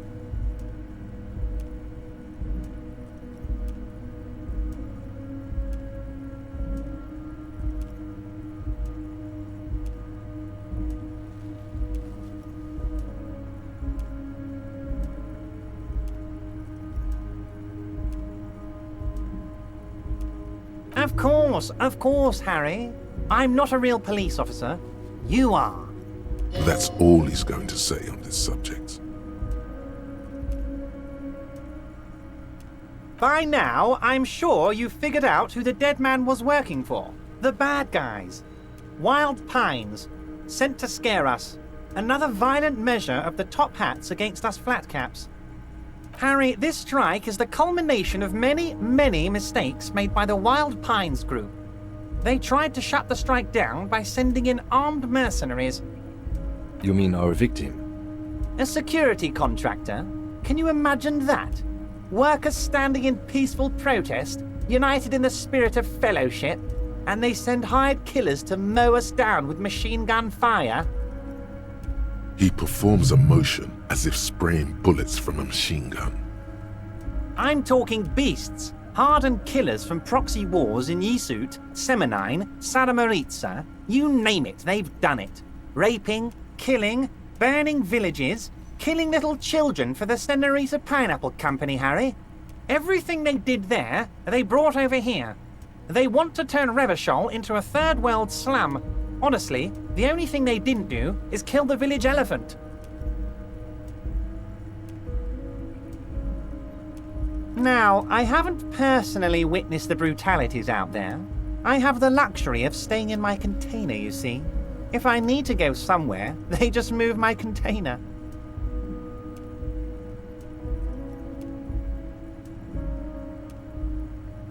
Yes, I'm an old man, Harry. My legs aren't what they used to be. They lift my office with that big crane. It's actually very fun. You should try it. But enough about me and my fun container. The killers the company hired, I think there were 3 of them, all hardened commando types. One of them got downright suicidal, getting drunk, violent, a little rapey.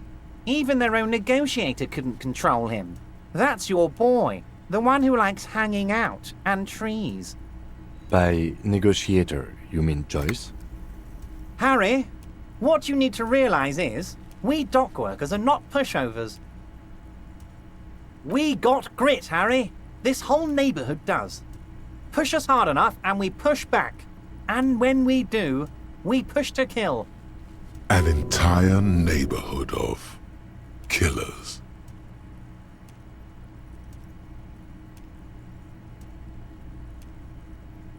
There's a militant wing inside the Union. A group of people whose duties don't involve manual labor, but peacekeeping in the neighborhood.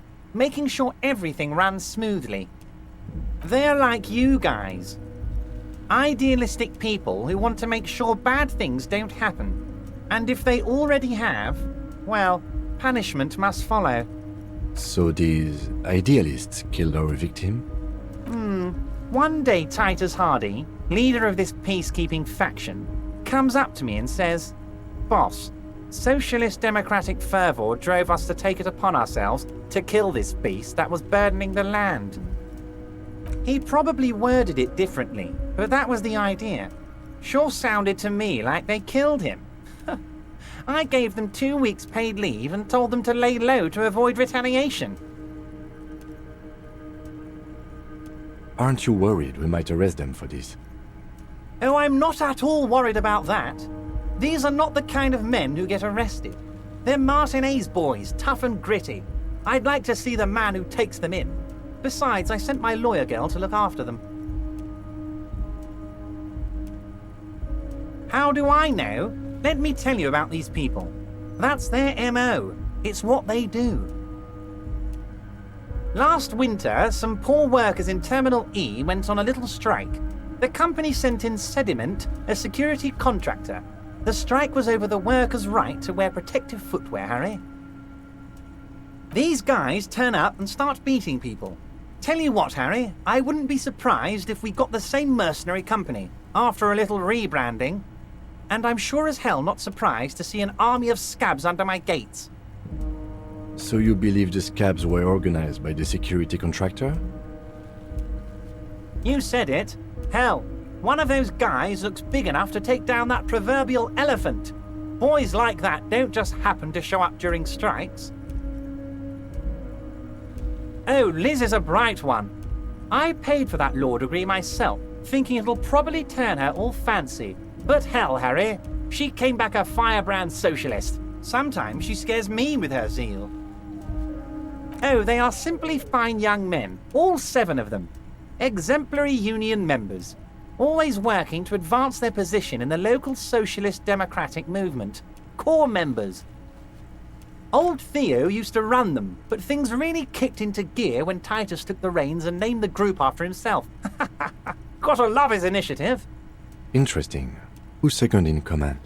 They're almost all of them great guys, born leaders. Whatever happened, I'm sure they only had the best interests of Martinez and Revachol in mind. Work with them. Hell, interview them. But don't fight them. They really are just like you. Men who like beer, women, and some order on the streets. Separate one from the herd.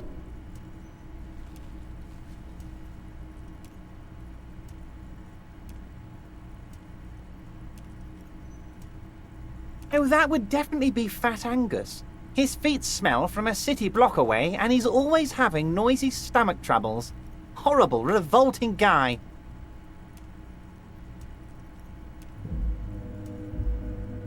You would die, Harry.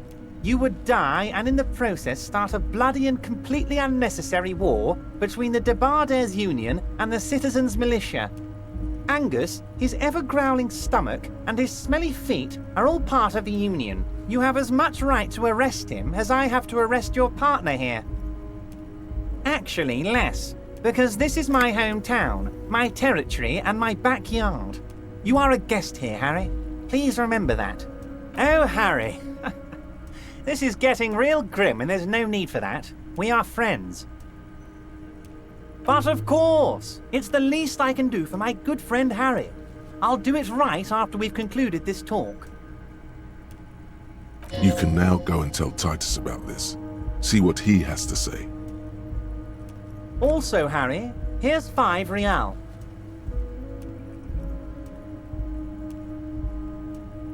I'm not giving you anything. I'm just holding out 5 real.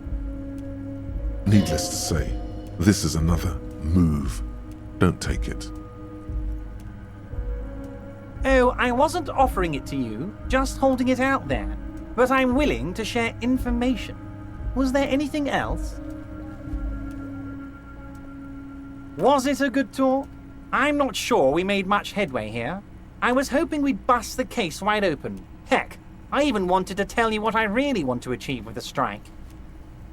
I don't know what happened, Harry. I wanted you to feel like Mr. Martinez. And of course, I also wanted you to find your gun. But it's like I can't completely trust you. Yet. Yes, Harry, it's like I can't fully trust you if you're not a man of the left.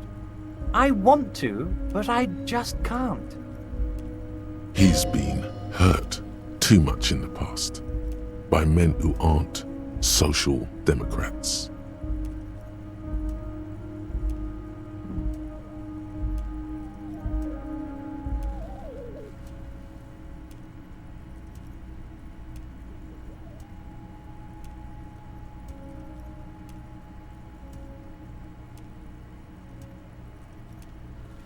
What does your heart tell you about your lost gun, Harry? Does it tell you to forget about it?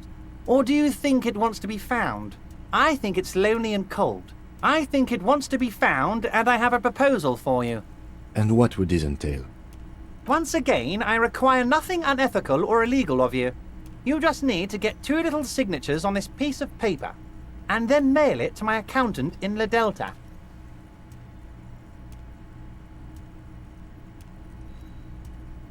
I'm glad you asked, Harry. The Union is going to build a modern youth centre in Martinez. It will be righteous. We're gonna get those teenagers off drugs and on roller skates. Roller skating, not drugs, Harry. You like this. There's a nameless little street on the coast with some old houses around it. Most people have already signed. I just need 2 more signatures to get this mission off the ground, Harry. It depends. I don't think what we just got from Mr. Clare was very useful.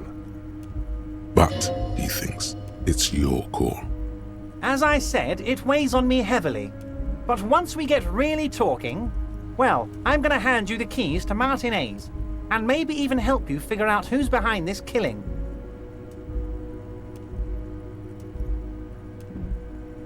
On the coast, Harry, across the canal.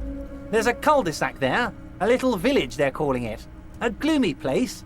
You'll find it. I trust your detective skills, Harry. Water drips from the eaves. A woman looks at her freshly tarred skiff. There's a pair of cavalry boots under the fish in the box, and the wind howls like a vicious spirit. They are just gonna have to deal with the construction noise for 6 months, and then they'll be living like kings. Right next to a fancy new youth centre designed by the best architects from Stella Marie. You bring joy to my heart, Harry. Such a pleasure to be working with you. Here. You need to get signatures from Isabel Sadie and Lillian Carter. The cul-de-sac is right past the pawn shop and across the canal. I hear there is some trouble with the waterlock, but they should fix it by Wednesday morning. Once you have the signatures, mail this to 13022 La Rocca in La Delta. Then we can talk about your gun. Most certainly, Harry. Nothing by all means, Harry. What?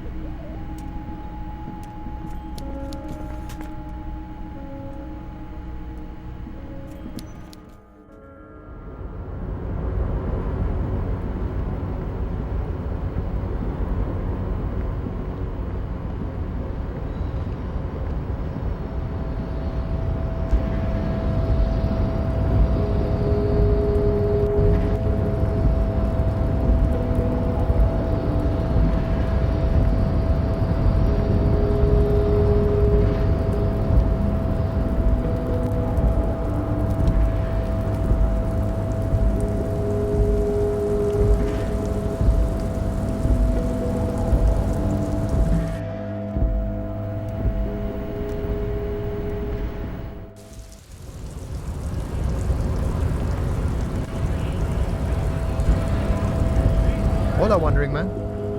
How can I help you? Yeah, the janitor who gave me the key to his apartment said the guy's a bit of an asshole.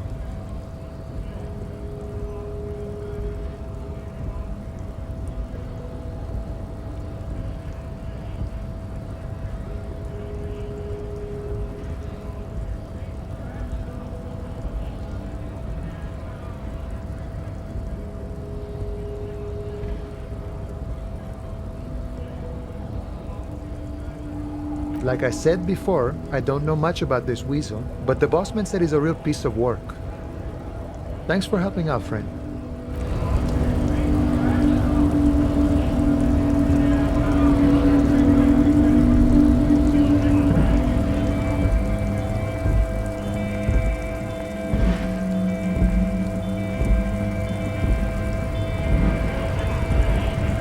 Right to work! Right to work! Shame on you!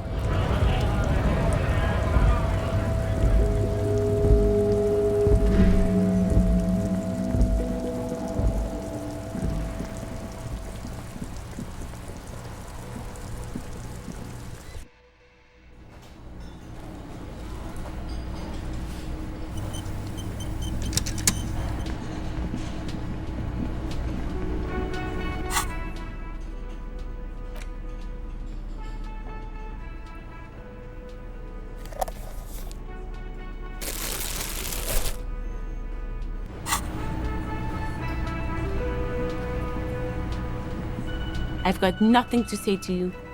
Why are you wasting your time?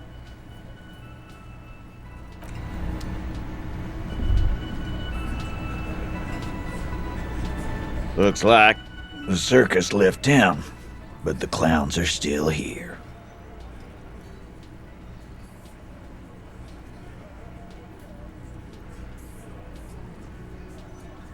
Oh, so you went and talked to my mommy, and now she's making me play with you. Is that it, lawman? And what's gonna happen if we don't? You're gonna go and tell on us?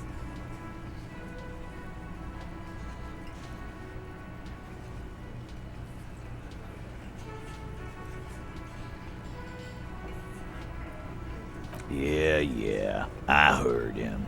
Now fuck do you think I'm doing here? You'd have your ass handed to you if it wasn't for the boss man's word. Let me state this very clearly, Capo. Hello, officer. I'm Titus Hardy, and these are my boys, Hardy boys. How may we assist you? Explosive laughter follows. To his men, Titus Hardy is a golden god. They want to laugh at his jokes even before they leave his lips. This guy is a born leader.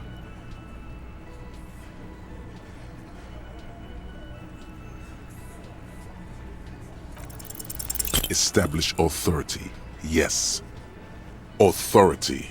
Feverish thoughts race through your mind.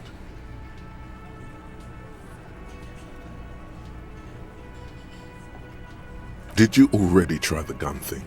I hear the gun thing is excellent and has great results.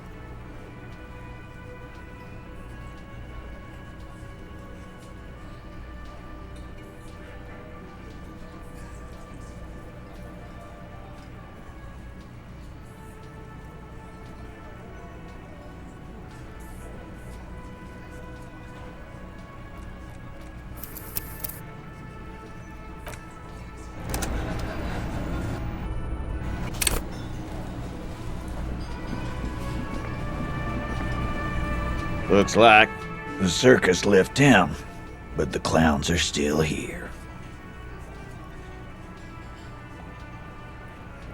Oh. And what's gonna happen if we don't?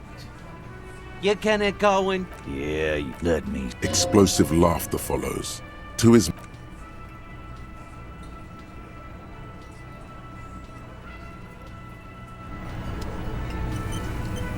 Looks like the circus left town, but the clowns are still here.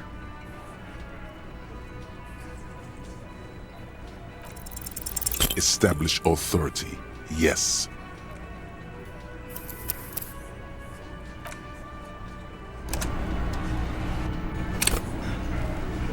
Looks like the circus left town, but the clowns are still here. Establish authority.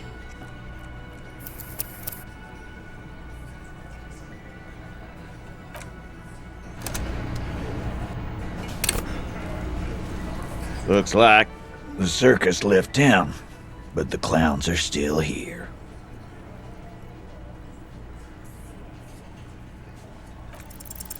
As you look around this room full of sweaty men, swearing, drinking, spitting out tobacco, does this look familiar? You believe the place was called Precinct 41. It was also filled with, almost exclusively, men, sitting on desks, talking shit and wasting time. Huh?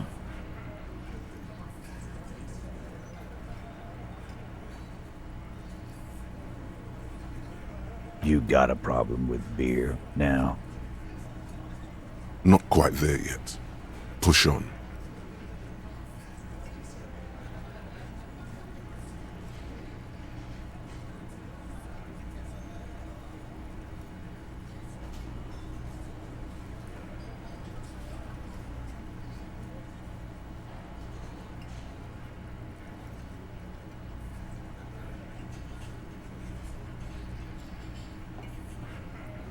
You saying we don't help people?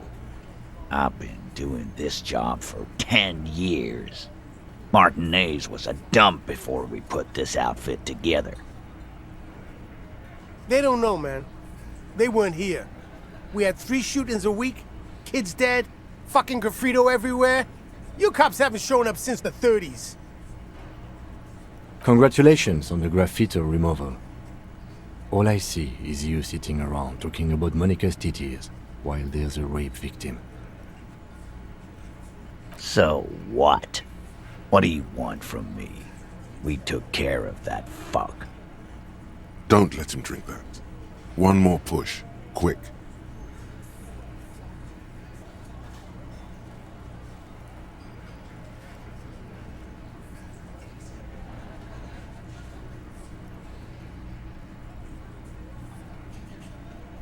Titus?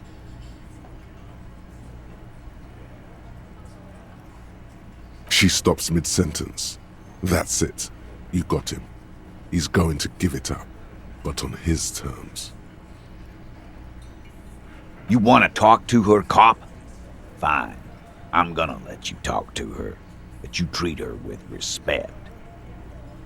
If you don't, if you question her, harass her, a freight train of pain, buddy.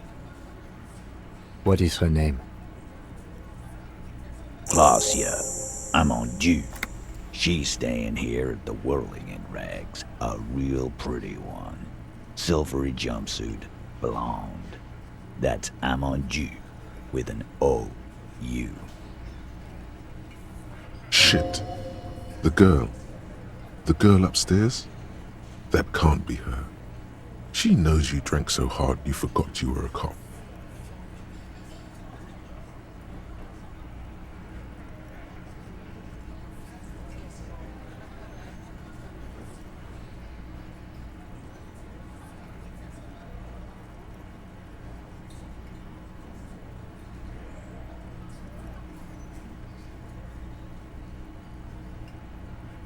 Yeah.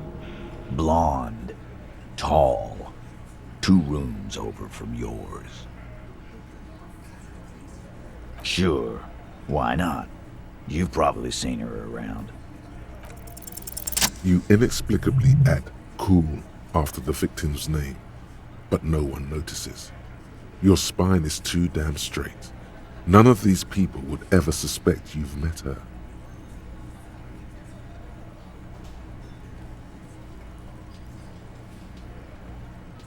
Relationship? There was no fucking relationship. He raped her. That's their relationship.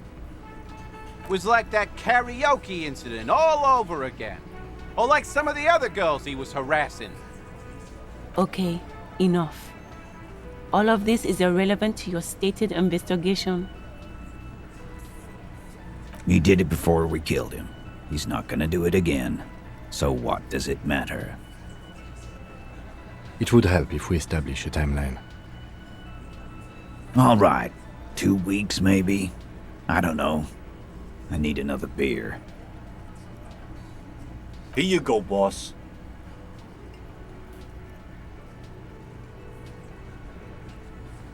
I know her. How well do you know her? A small twitch in the corner of Kim's mouth. He has a hunch about what knowing means. Well enough, Copper. We party. She's been here for a few months. He tries to make it sound real casual, but the muscles on his neck tighten.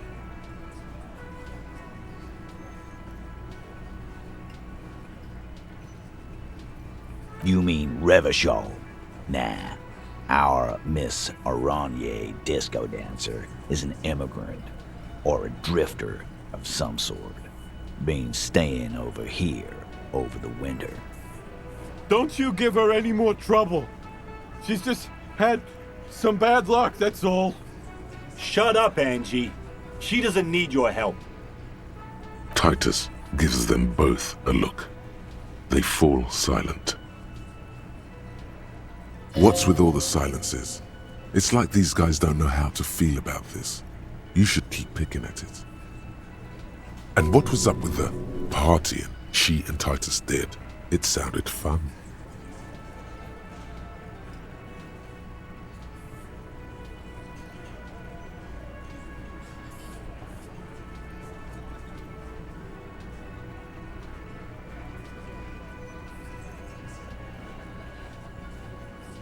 Remember what I said. Freight train of pain.